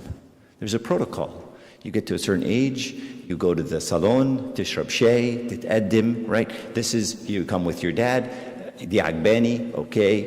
There's a system, right? And we all know the system, right? We do talbis dibel, we don't walk around in public, everyone knows the system, okay? So there's no argument. Here we have a different system. Now, parts of the system are bad. Parts are good. And so we have to be careful. We don't say, la, la, la. We do it the way we do it in Shobra. Why? And I'm in Shobra. My dad's from Shobra. Why? Abu Antonius Yunan, who is the priest of this church, is from Shobra. He's my uncle, by the way.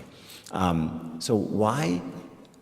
If you tell him we're going to do it the way we did it in Shobra in 1985, he's going to say, we're not in Shobra. End of story. Right? So you don't want to say, I'm going to do it the Egyptian way. I'm going to say, I'm going to do it the Christian way. I want you to be pure, and I want you to have a good marriage, and I want you to be happy, and I want you to have good kids, and I want the best for you. Relationship. Right? So if I'm enforcing and I'm the police, it's not going to work. They're just going to hide behind your back. Right? All the parents that try to stop their kids, the kids are very good. They're much smarter than you. They all go behind our backs. So the best approach is to try to tell them, to get them to talk to you. And the more they talk to you, the less they do behind your back. And the more you can help them. But you have to stay calm. Sorry, I know that may not be a very popular answer, so forgive me.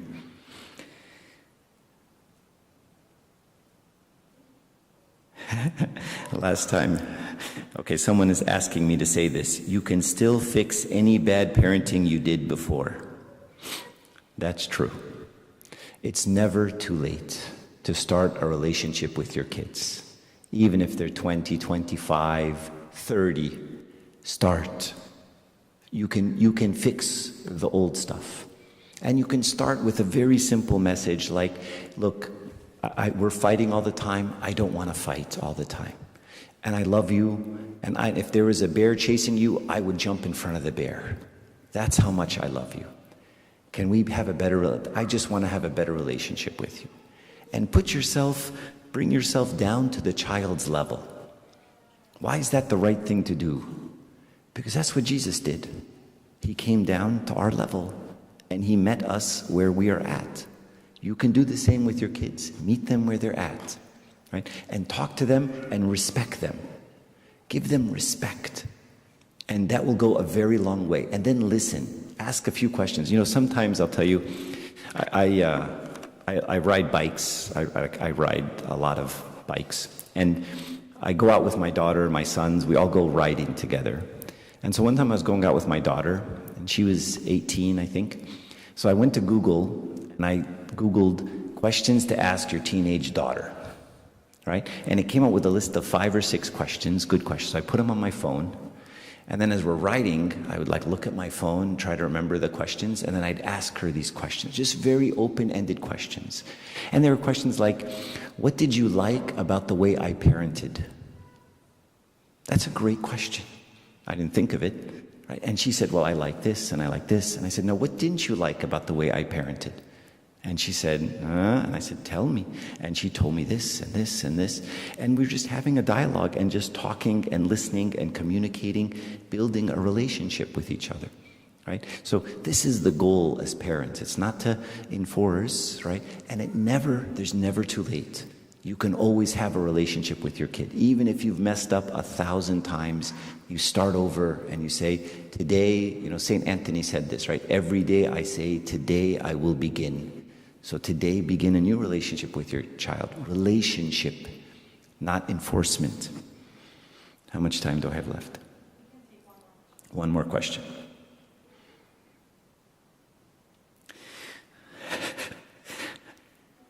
What should I do if my high school student doesn't stick to the deal we made? Big gasm.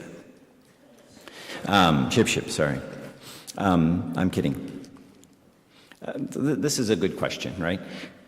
What should I do if my high school student doesn't stick to the deal we made? So I want you to look at the question. We have a deal, and they didn't stick to it. What do I do?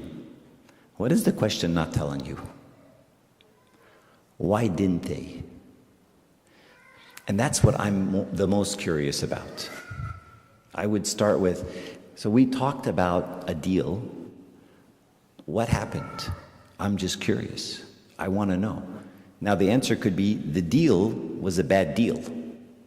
The answer could be, well, when I made the deal, it was a good deal, but then it became a bad deal. Another answer could be, I felt forced to make the deal because you're like, Bus, now we're going to make a deal. Okay, all right, harder. Can I leave? Right? So I never really agreed to your deal in the first place. Or the answer could be, I want to do the deal, I think the deal is right, I agreed to it, but then this happened. Oh, that's a lot. Okay, I understand why you broke the deal. Or we made a deal, I like the deal, but you know what? This happened and I feel terrible. I messed up. Okay. Or the answer could be, I broke the deal and I don't care and I don't like you. That's a different answer. Right? All of these answers are possibilities, and the only way you're going to find out the answer is what? You have to ask. Right? And figure out what happened, and then be understanding, be merciful. We take mercy and love in the altar, show mercy and love, right? Just like the father in the prodigal son. The son comes back, he kisses his neck, he throws the robe on him and the ring and loves him. When our kids come back to us, shower them with love. Let them know it's always okay to come back to me. It's always okay to tell me you messed up. Doesn't mean I agree with what you did, but you can always tell me. Okay, I think that's my last question. Thank you all very much, and glory be to God forever. Amen.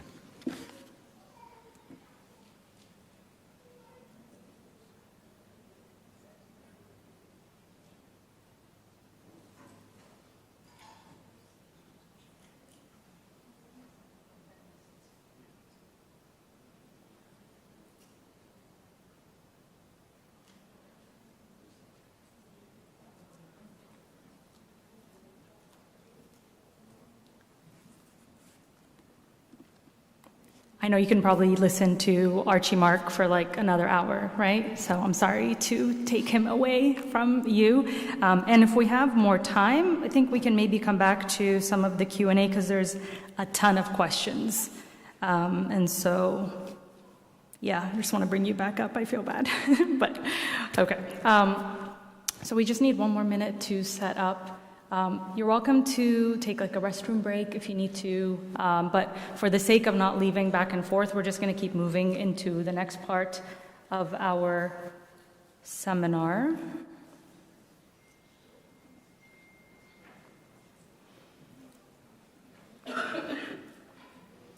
But try to stay here, like don't like leave, okay? And Jesse, you just let me know when we're good to go.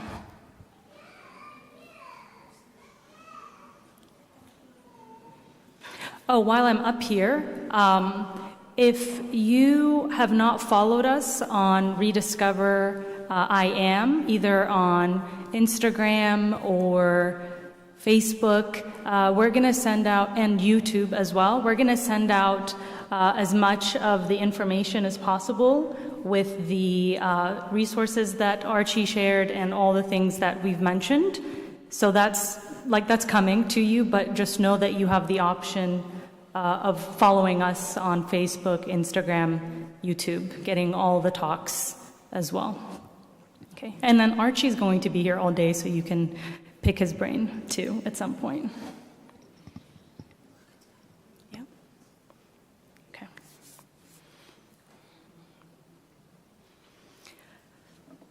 Okay, so I'm going to get started. My name is Clara. I'm really happy to see so many of you and familiar faces, some new.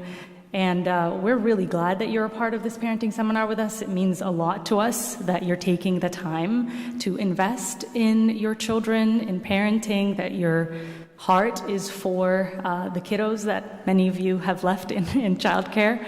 And so we're just going to take some time right now to talk about cultivating sexual wholeness. And it's a big topic, sexuality. It's loaded. And it's not something that many of us oftentimes are comfortable talking about. One of the best feedback I ever got giving the talk on sexuality was one parent who came back and said, I thought I was going to be so uncomfortable, but I didn't hate it. So my bar is really low for what I'm hoping is an opportunity for us to talk about something that's so important, so critical, and I am going to borrow the quote that Christianity is one beggar telling another beggar where to find bread. So that's what I see my role up here as just somebody who's hopefully pointing us to the true bread, to Christ himself. And to give you just a 1-minute background as to the work that I do, I'm a licensed marriage and family therapist, and I work with adolescents, couples, individuals. And my heart and my passion is something called Christian integrative therapy. And what that means is I get to talk about God in the context of therapy. And so I'm really interested in how theology and psychology connect. And that's hopefully one of the things that we'll be talking about today, but hopefully leading with the Word of God, as always. Okay, and so there's going to be a few considerations before we jump into some of the meat of our talk today. And one of them is just letting you know that this is not going to be a talk about addressing whatever left agenda or what's happening in our school system. We're not talking about broken sexuality today because I think it's sometimes problematic when we start there, when that's the end of the conversation. So we want to start with a really healthy view and solid theology of sex and sexuality first. Okay, so that's what I'm hopeful and prayerful for. And so I need your prayers to be able to do this well. And so the first thing that I want us to agree on, because I'm going to share with you some foundational truths that we have to agree on together before we then get into the 3 main components of our talk. And the first is that you are the parent that your child needs, and I am the parent that my child needs. And so when they do research and they ask adolescents who's been the most influential or who's the biggest factor in helping contribute to your idea of sexuality in general and the choices that you make about sex, guess who it is? It's the parents, okay? It's the parents. And so this is secular research. This isn't Christians trying to convince other Christians to talk to their children about sex. And a part of that research, and this is kind of the bad news about this, is that unfortunately as parents, some of us underestimate that role. Some of us underestimate the kind of influence that we have on our children in this area. And so what we do is we outsource it. We outsource that conversation to the media, to maybe our Sunday school rooms. Hopefully somebody's going to talk to them about this. We outsource it to their friends, junior high boys teaching junior high boys about sex. I mean, this is kind of what's happening. So the first thing that I want us to do is to reclaim this conversation for our homes. So to reclaim this conversation for the little church. So that's what we call our homes, right? The little church. So we're going to reclaim it for our church, both at home and the big church here. And that's why we're talking about this. And I pray that as openly and transparently as possible that we can have this conversation together. Okay, so the second thing that I want us to agree on is that there's only one source of truth. Okay, there's only one source of truth. And yes, psychology can inform our perspective and help us understand some things. Yes, the culture can help us know how to address things like that our youth are actually struggling with. But first and foremost, our truth is the Word of God. Okay, the Word of God. The thing about sexuality is that a lot of us have big feelings about sexuality. Okay? A lot of us have big feelings about whatever it is that we have learned, our experience, what we're seeing our children face. Okay? So one of the best examples I've heard is sexuality is like a strong current or a river. With boundaries, it gives life. With no boundaries, it floods whatever's in its path. Okay, so that's kind of the perspective that I want you to have, is that there's something really good and profound, and we're going to talk about that, but our emotions, one way or the other, is not driving the conversation. It's the Word of God. So do we all agree on that? Okay, so you are the parent that your child needs, I am the parent my child needs, and that there's only one source of truth. Good? Okay, I like the head nods. Okay, another few things that I want us to agree on is that your child is a sexual being.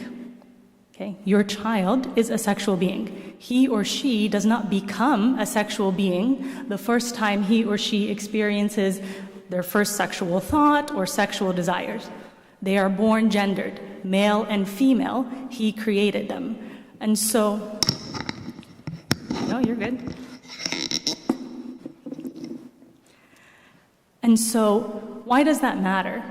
Why does it matter that our perspective isn't somewhere along the line our children will become sexual beings? It matters because that's going to inform the kind of conversations that we have with our children from the very beginning and the way that we think about them even in infancy. And we're going to talk a little bit about how we're going to think through the different developmental stages, okay? But when we talk about your child being a sexual being, they already are. They don't become one, okay? They are born gendered. Okay, the second thing, the body is good, and that sexual curiosity is natural. And so we know, St. Cyril tells us, ask a dead body to sin. Can a dead body sin? No. Why can't a dead body sin? Because the body in and of itself is not sinful. It's our desires and the way that we carry out whatever feelings, thoughts, actions that we then commit that become sinful. But the body in and of itself is not sinful. And I'm going to repeat this next part because this really, really matters. Sexual curiosity is natural. Sexual curiosity is natural. And I know for some of us that's a little bit hard to swallow, okay? But when your child, as a little itty-bitty, 2-3-year-old, begins to ask questions about their body, okay, or they're seeing their sibling naked and they say, what's that? And we can't use words like penis or vagina, or we're so kind of like, timid and afraid and just humiliated even, you could say, to be able to even speak words that are natural, that are biological. We're having some issues. It's all good. It's all good. No, you're good. Okay, so this matters because we need to be able to speak to our children openly, honestly, with transparency, especially when they're tiny. And we're going to talk about, again, how to do that little by little. Okay, sex is good and designed by God to serve a purpose. And that sexuality tells us something about God and ourselves. So what I want you to remember is God has a lot to say about sexuality, and sexuality tells us a lot about God. Okay? God has a lot to say about sexuality, and sexuality tells us a lot about God. So, do we agree on these things so far? We're good? Yes? If you have any issues or some of this doesn't sit well, will you please let me know? Because, this is kind of the foundation and some of the pieces that we really need to, again, agree on. Okay, so we're going to break up the rest of our time together into 3 parts. Okay, and I'm going to send all of the slides in the email too, so don't worry if you need to reference anything later. Okay, so before we engage in what we're going to call an ongoing conversation, because this isn't a talk about how to have the sex talk with your child, okay? This is a lifelong conversation that we are going to have with our children, again, from the very beginning, from infancy, okay? Up until they are launched into adulthood even and out into the world, okay? So we're going to break this up into 3 parts, and we have to go in order. The first is to know God, and not just what God says about sexuality, but to be in relationship with God. Because none of this matters and none of it's going to make any sense unless our perspective and our view is rooted in a deep and intimate relationship with our Lord and Savior. Okay? The second thing is we're going to know ourselves. We're going to check where it is that we have a spiritual understanding of our sexuality that's accurate and healthy and godly, and where we might need to do a little bit of work, where some things seeped in that aren't accurate, and maybe we need to examine just a little bit. And then the last thing is we're going to know our child. And once again, it's not just to know the developmental levels and the different things that we should be saying at each stage, but to be in relationship with our children. And I think Archie Mark talked so well on how incredibly important that piece is, to be in relationship with our children. Okay, so the first part, to know God. To know God. We have to start from the very, very beginning. And we're going to do a little bit of a dive into the theology of sexuality, so bear with me, but this is the foundation. This is where we have to start when we're thinking about how we want to translate this message to our children. So in the very beginning, we know that God tells us He created man and woman in His image. Male and female, He created them. And then the Lord said it was good. When He created man, it was actually very good. One was the first time that God said it was not good. You can look, you can see. To be alone, right? It was when Adam was actually alone. That was the first thing that God saw in His creation that wasn't good. So were Adam and Eve already sexual beings at that point? Yes. So in the fullness of their sexuality, God saw Adam and saw Eve and said, this is good. The only thing that was not good was that Adam was alone. That's what was problematic. Of course, we know sin enters the equation later and distorts some of this. But in the very beginning, the sexuality, the intent, the purpose for it was there, and it was good. Do we all agree on that? Okay. That from the very beginning, it was good. I'm going to share with you a quote by someone named Don Schrader. He is not a Christian. He's commenting on Christians, and this is a bit of a, not so nice quote. But he says, to hear many religious people talk, one would think God created the torso, head, and arms, but the devil slapped on the genitals. So if we have to really examine our theology of sex and sexuality, sometimes that's what we think, that maybe there's something inherently bad or negative or sinful about our sexuality. And that's just not true. Remember, as a flowing river, as a strong current with boundaries, it gives life. With no boundaries, though, that's when it becomes problematic. And so we know that there is a purpose and a divine intent to our sexuality. There is an answer that we have to Don Schrader, and that is that the two shall become one flesh. God gives us the very purpose for our sexuality from the very beginning, and it's in the context of marriage and radical monogamy that the two shall become one flesh. And I'm going to share with you a quote by St. John Chrysostom that just so beautifully encapsulates the beauty of our sexuality in the concept of marriage, in the sacrament of marriage. And bear with me because I'm going to read the whole thing. But it says, from the beginning, God has been revealed as the fashioner of this union of man and woman. So from when? From the very beginning, okay? And He has spoken of the two as one. There is never such intimacy between a man, that's supposed to say a woman, as there is between a man and a woman, as if they are united, as they ought to be. For truly, this love is more despotic than any despotism. Other desires may be strong, but this one alone never fades. For this love is deeply planted within our nature. Where is this love planted? Deeply in our nature. Planted by who? By God, by Christ, okay? Which imperceptibly to ourselves attracts the bodies of men and women to each other. Do you see the close bond and connection and how God did not allow anything from the outside to come between them? Nothing so welds our lives together as the love of man and woman. Okay, so from the very beginning, God had a divine purpose and a divine intent for our sexuality. Do we all agree? Okay, and that it is good. It is good, and there's something holy and sacred, and we're going to talk about that just a little bit more. But it should be really like a common thing for us to talk about this as something holy and good and precious. Yes, it has boundaries, but in and of itself is good. Okay, so I want to give you some bite-sized pieces, some working definitions, to be able to kind of conceptualize this idea of our sexuality. So as we said, our sexuality is part of the divine intent for humanity.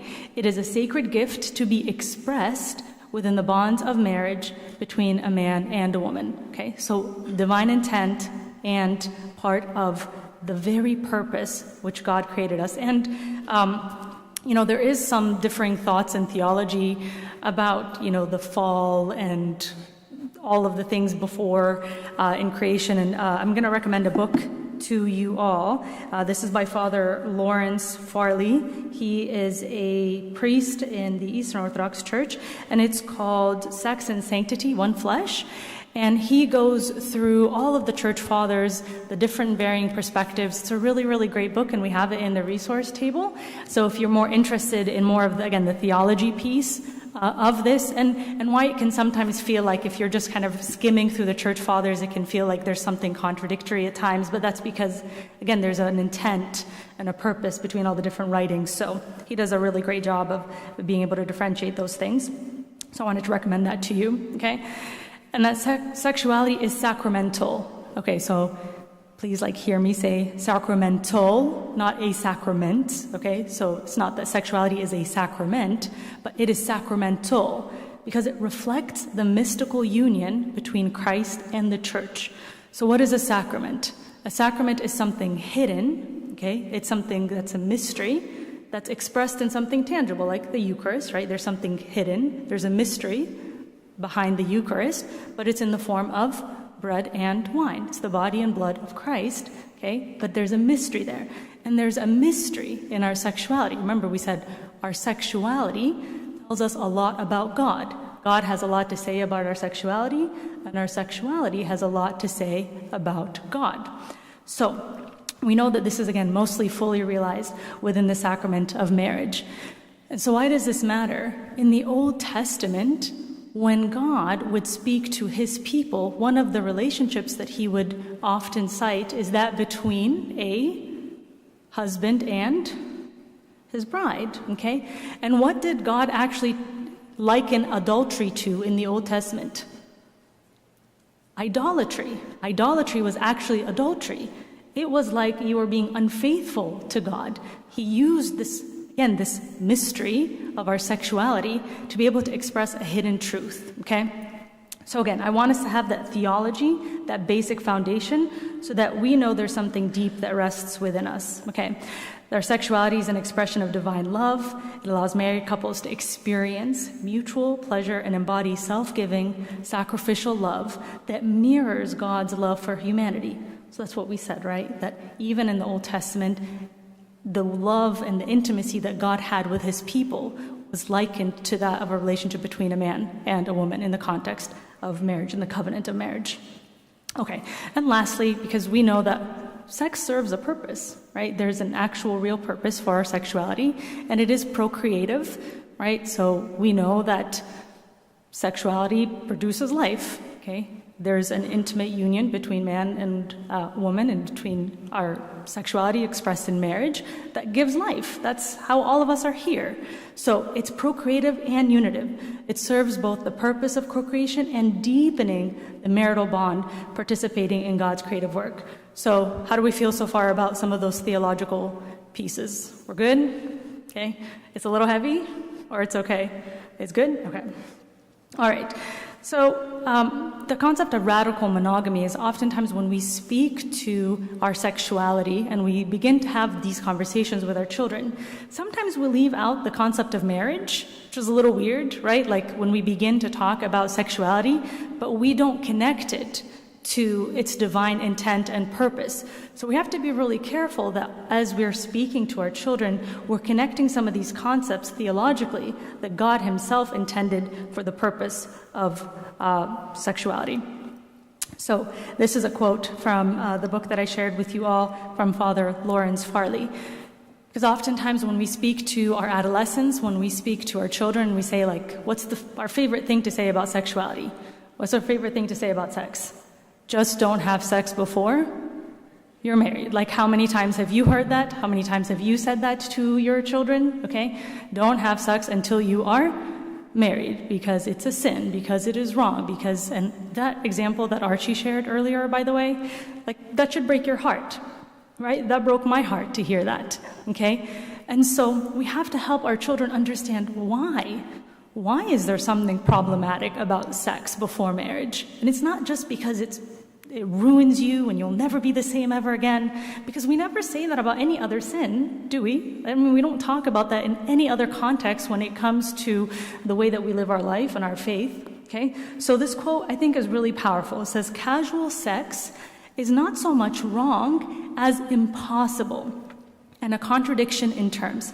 Sexual intercourse is not casual and never can be. It is profound, for it involves opening ourselves up, even if for a brief time, in complete vulnerability to the other. It involves sharing on the deepest physical and psychological levels. So it's not just that, like, it's a sin and it's bad and it ruins you. No, it is two things that don't belong together. Casual sex can never be casual, because the purpose and intent for our sexuality is deep. It is profound. And so when we talk to our children about this, let's not leave this part out. Let's not leave out the sacred bond that's created. Because I shared with you all that I'm a therapist, and I see a lot of women in my practice, and some of the things that they share about the way that they have been taught sex and sexuality, it's really heartbreaking. And so if our theology of sex is so negative, I had a married woman not too long ago come and tell me, my whole life I heard just how incredibly wrong sex was, and then all of a sudden I'm married, and it's supposed to be wonderful, and it's supposed to be so amazing, and it wasn't. For so long, my view of sex was so negative that I couldn't flip that switch, okay? And I think a lot of women, if you really ask and you help them to unpack that, would say the same thing. So if we're not giving them something deep and profound that, yes, has boundaries, okay, then we're not able to prepare them for something that later on in life should be a really, deepening bond within marriage. And I'll talk a little bit more about that too as it relates to ourselves in just a little bit. So that's the part we're getting to next. But I want to check in. How's everyone doing? We're good? Yeah? Okay. And you're welcome to pause at any point too, by the way. Okay, so I'm going to cover this part really quickly, but we know that we are always communicating. There's an axiom in communication theory that says you cannot not communicate. Okay? Did you catch that? You cannot not communicate. So we're always communicating something. So explicit communication is how we actually talk about something. It's the words that we are using. It's the conversations that we're having. But the biggest part of our communication is actually something called implicit communication. And that's our attitude. That's the environment that we create at home. It's all the little things that we do and say that really point towards how we actually feel about something and what we actually believe, okay? So that's like 90% of it, maybe even more, okay? And that's what we want to start paying attention to, the environment that we're creating when it relates to our sexuality. So I want you to pause and to reflect for just a minute. What messages did you hear as you were growing up about sex? What was taught to you? What was not taught to you? Okay. Did you even have someone that taught you about sexuality? Or did you have to get that information somewhere or have to figure it all out on your own? My bet is that most of us here did not have parents that talked to us about sexuality as a regular part of everyday life, as something that is holy and godly and yes, needs boundaries. But for many of us, we didn't receive that. Am I wrong about that? No, right? So for many of us, it's new. It's a new experience that we ourselves have not even had. And how do I view my own body, my own sexuality, and its purpose? If I'm married and if I'm sitting here and I can't even have open, honest conversations with my spouse about our sex life and all the things that we need to work out together in our married life, how can I expect my child to think through that on their own and as they get older and as they begin to have adult relationships? Like, if I can't even do that with my own spouse, if I can't even do that with my own partner, how can I give that to my child? Okay? And so again, these are the things that we have to start thinking about. And this is a quote by someone named Dr. Julie Slattery. And she says, 2 of the greatest challenges surrounding sexuality are convincing single Christians to abstain from sex and convincing married Christians to enjoy sex. So we struggle on both of these ends, right? So here in marriage, we have something profound and good and godly, and we don't know what to do with it. And when we're talking to our kids, we're struggling to get them to see how profound and good and godly it is. So we're struggling on both ends, okay? And we need to examine why that is.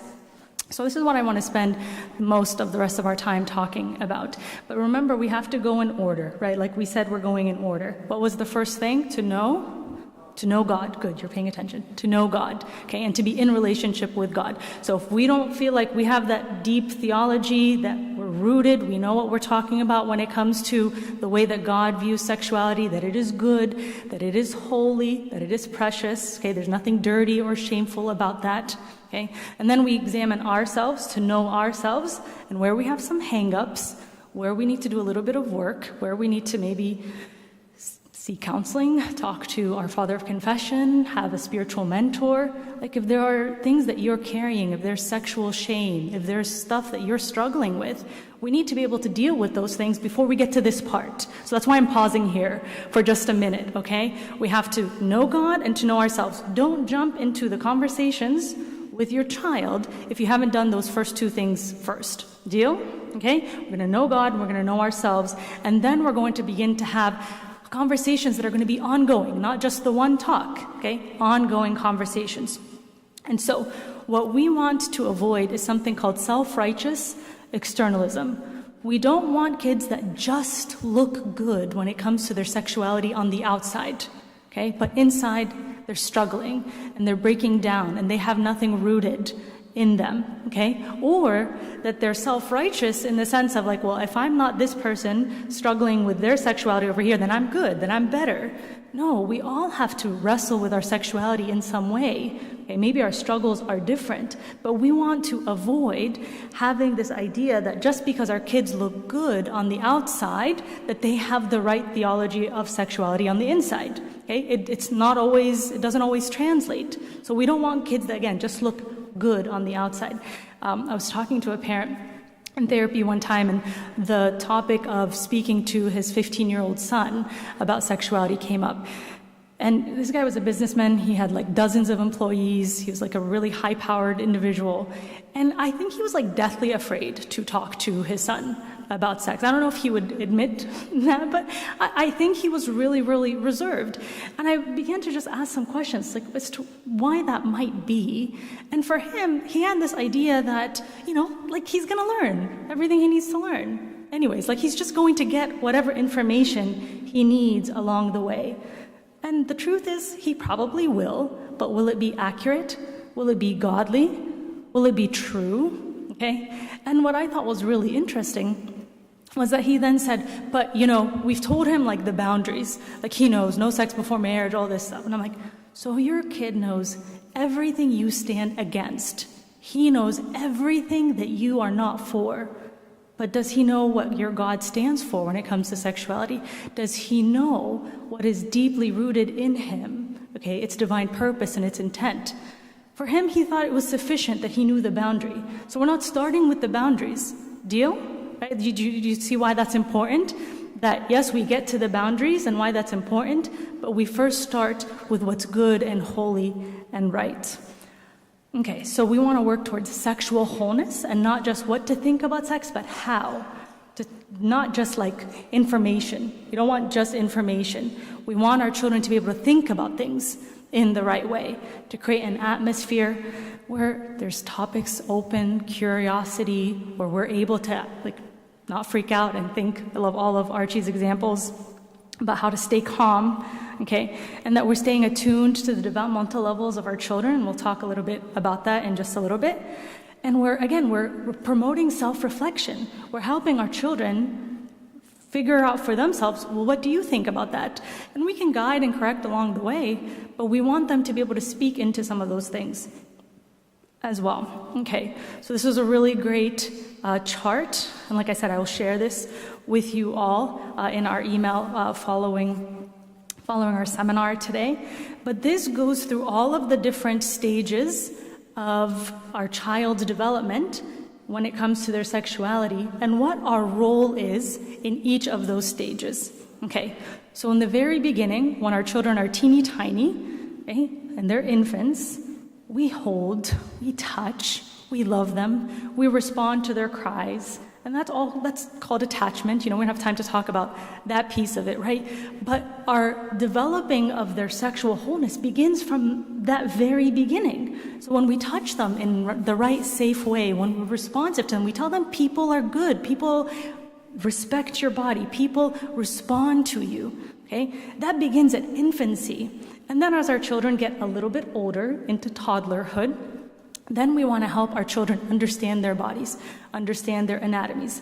Please, please, please don't use the like really weird words that we sometimes use for body parts. Okay, I heard oh, it's your flower, or it's this.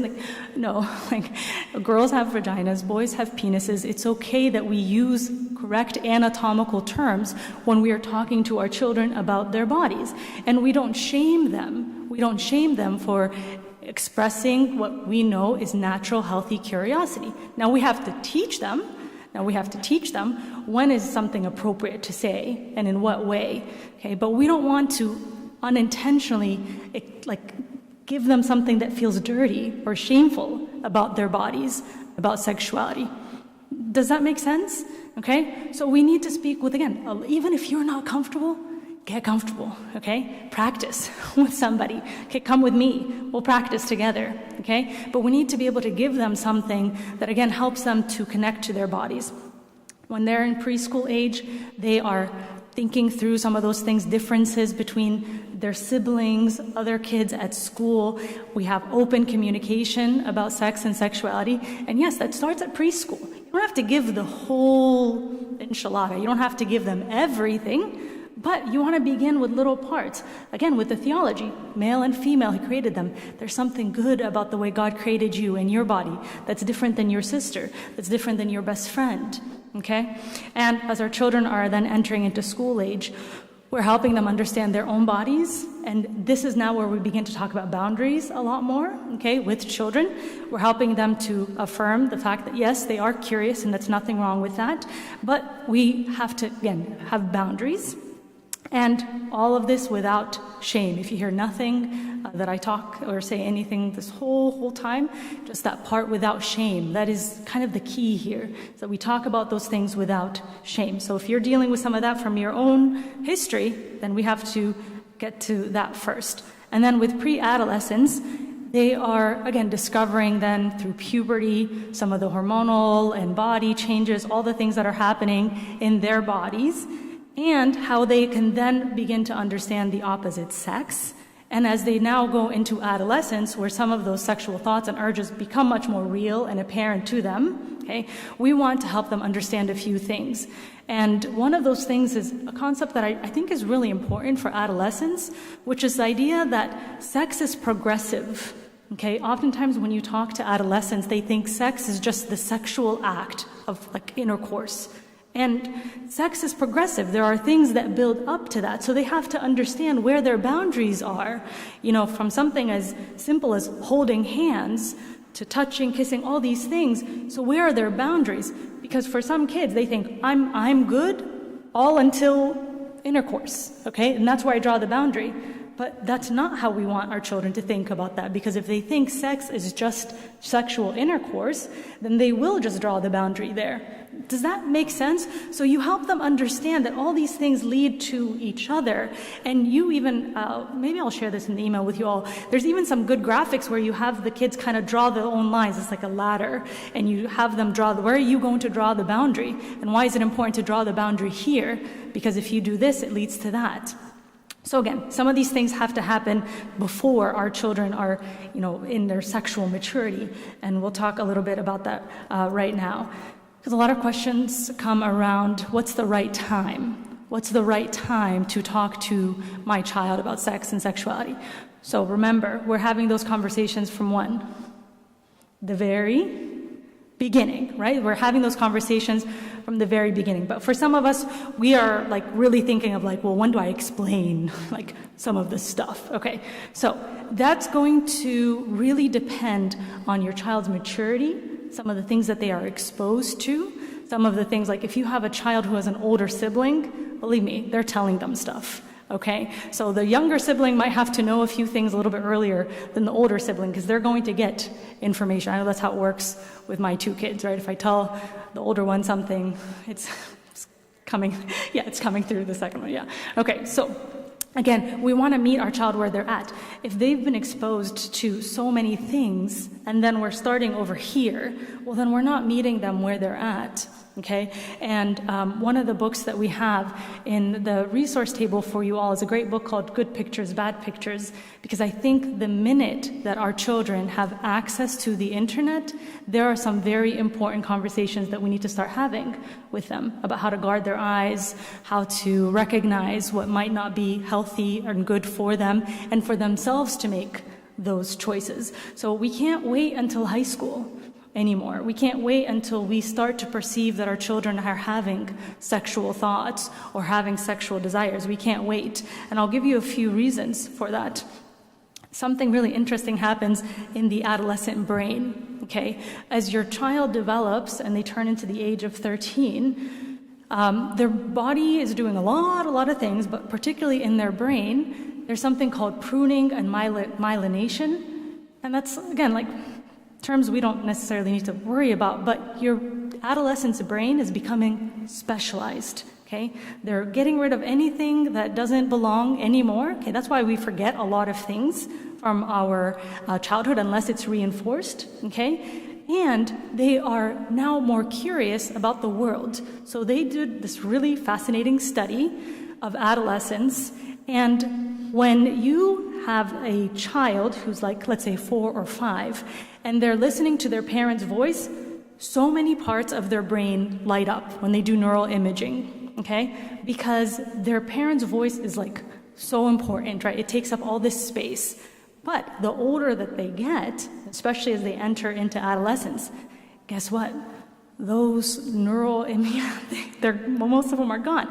And it's not because your child doesn't love you and they don't care about you. No, it's because God has designed them at one point to want to leave you, right? You don't want the 35-year-old at home, right, still figuring things out. You want to launch them into adulthood. And so this is what's happening. Your child is actually more interested in what's happening in the world, the people around him or her. So if we wait until then, we've missed a window of opportunity. Now, if you're sitting here and you have an adolescent and you haven't began to have some of those conversations, believe me, it's not too late. Your children still crave to know that from you.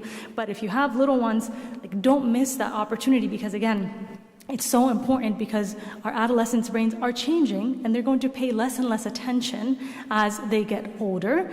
And the other thing that happens is that they generally perceive negative communication even when it's neutral.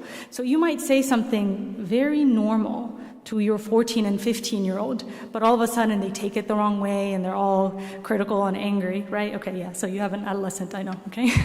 Right, and so we don't want to wait until then, because if we do, we miss a window of opportunity.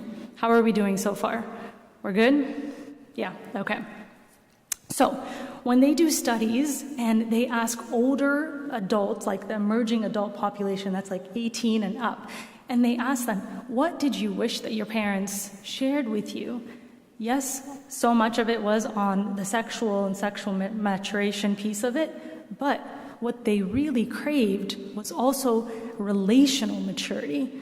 They feel like their parents, and they did this study with over 1,000 18 to 25-year-olds, and their parents didn't teach them how to have relationships, okay? So when you ask these young adults, they wish their parents talked about more of the emotional aspects. So remember when we said we don't want to just give information, okay?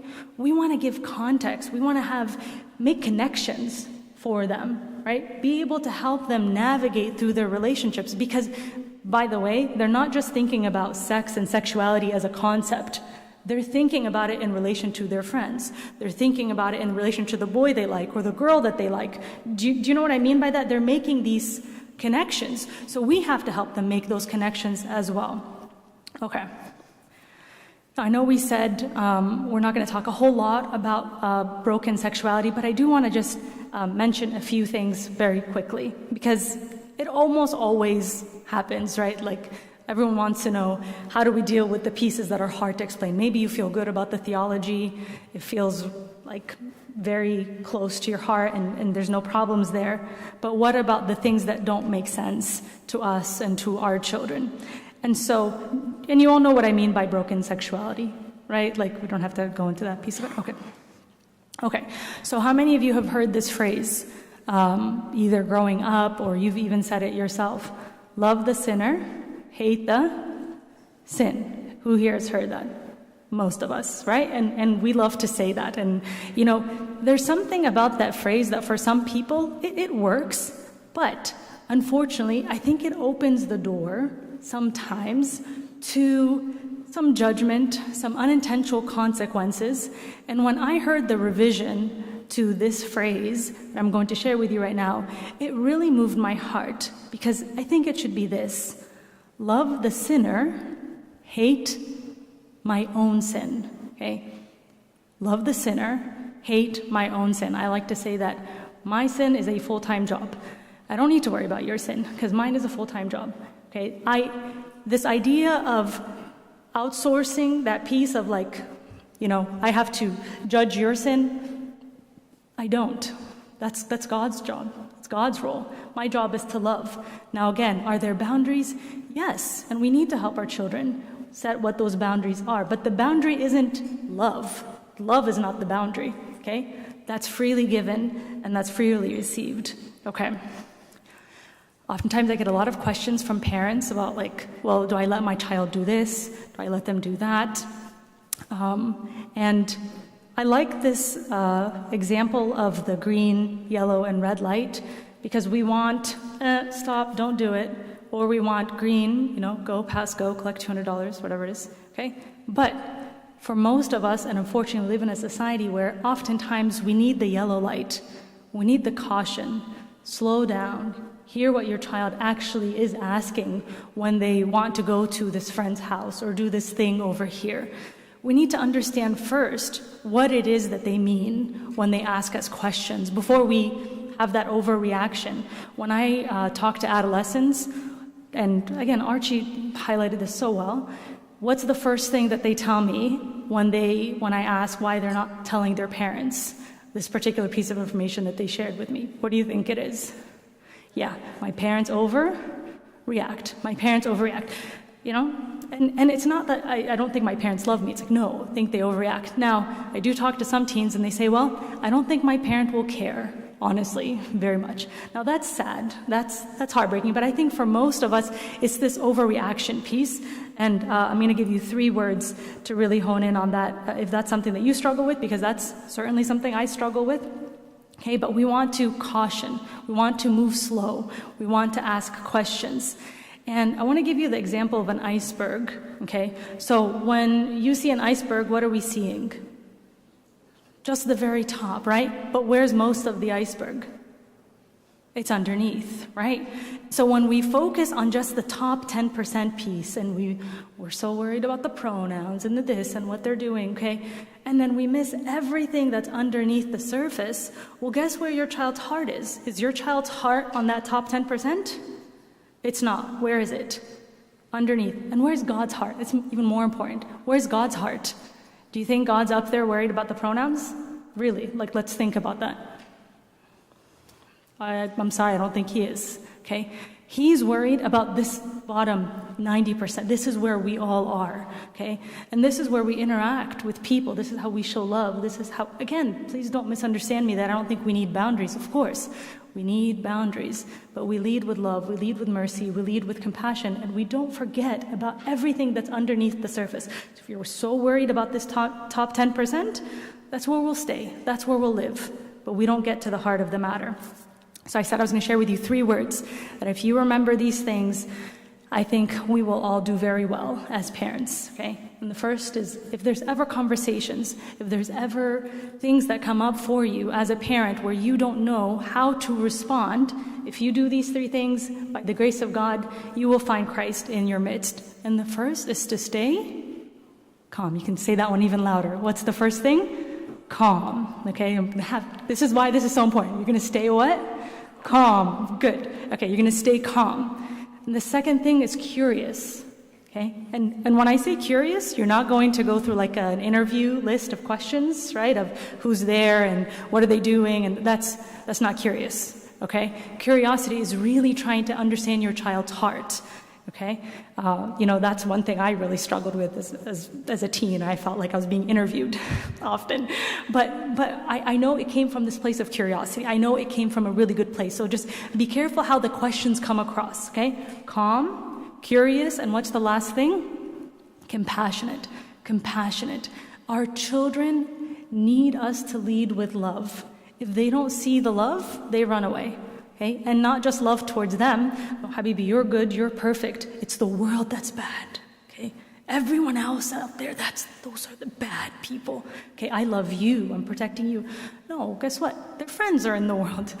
The people they love, okay, are the ones we're calling bad.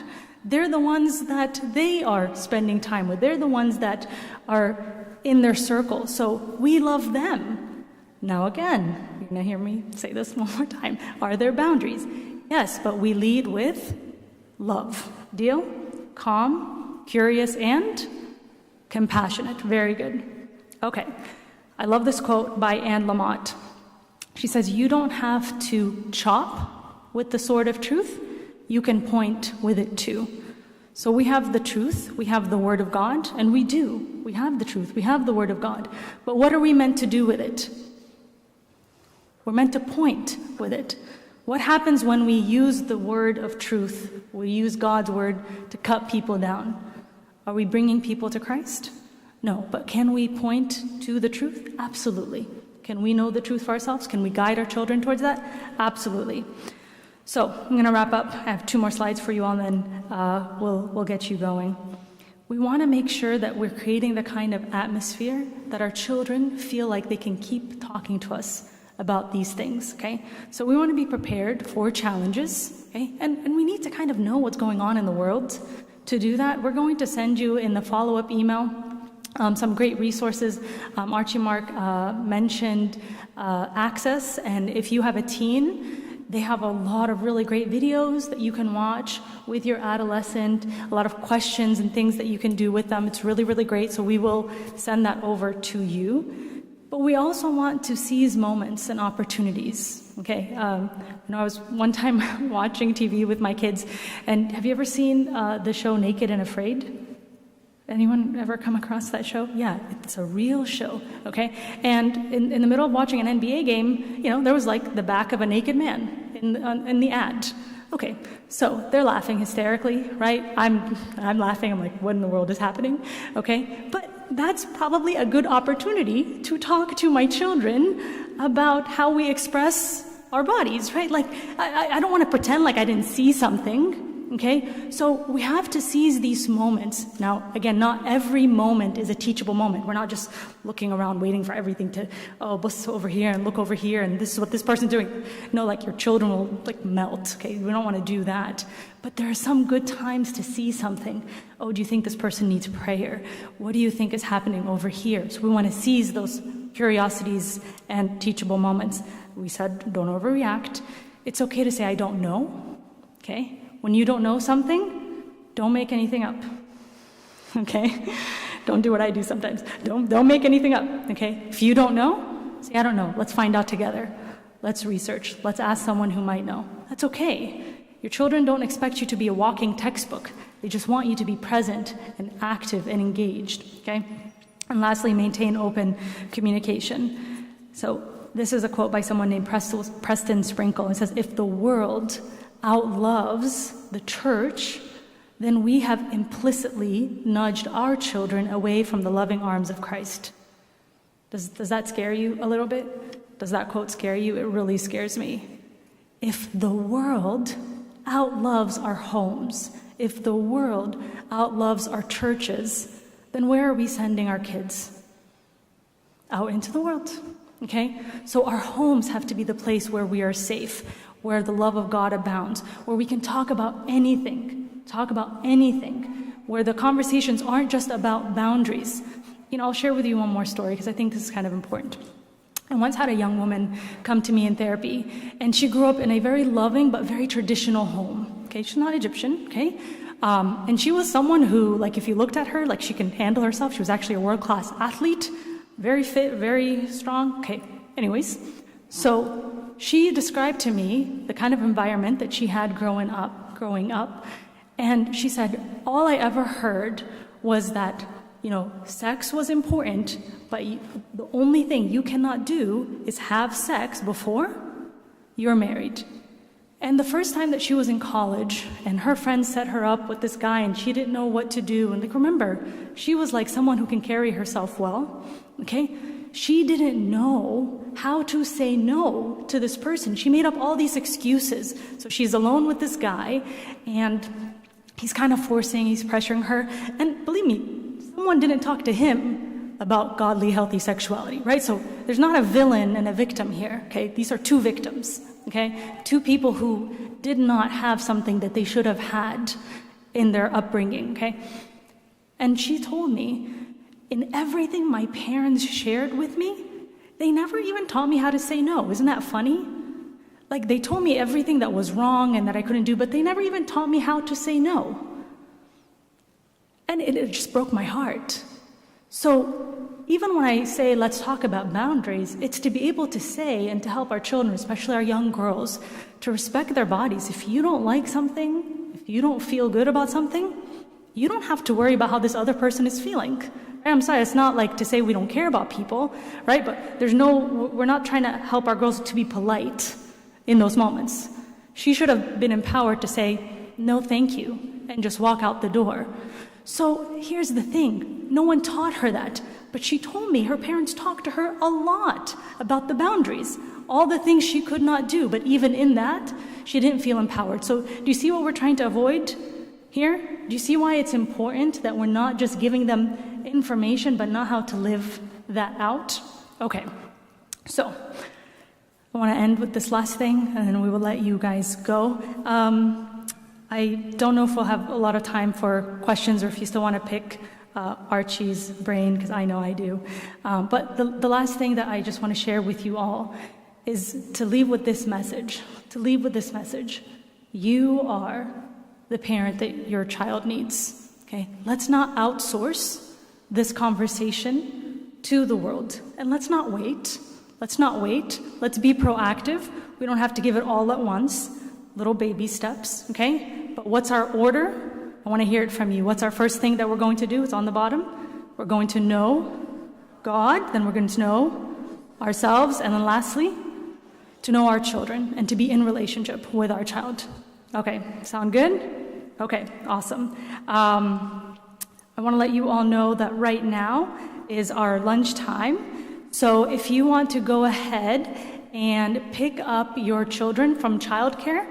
And we have all the food set up in the gym. So you're welcome to go and have an hour of free time.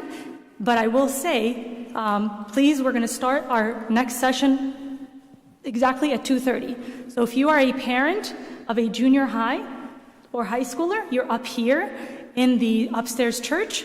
And if you are a parent of an elementary child or younger, you are downstairs. So we have a really great speaker, Sam Wasfi. He's also a licensed marriage and family therapist. He's going to be leading our seminar for the junior high and high schoolers. And we have Dr. Marianne Neshid. She's downstairs. She's a psychologist. She's going to be, and she specializes in working with little ones. So she's great. Sam is great. They're going to really fill your mind with amazing good things, but you're going to be downstairs if you are a parent of an elementary aged child.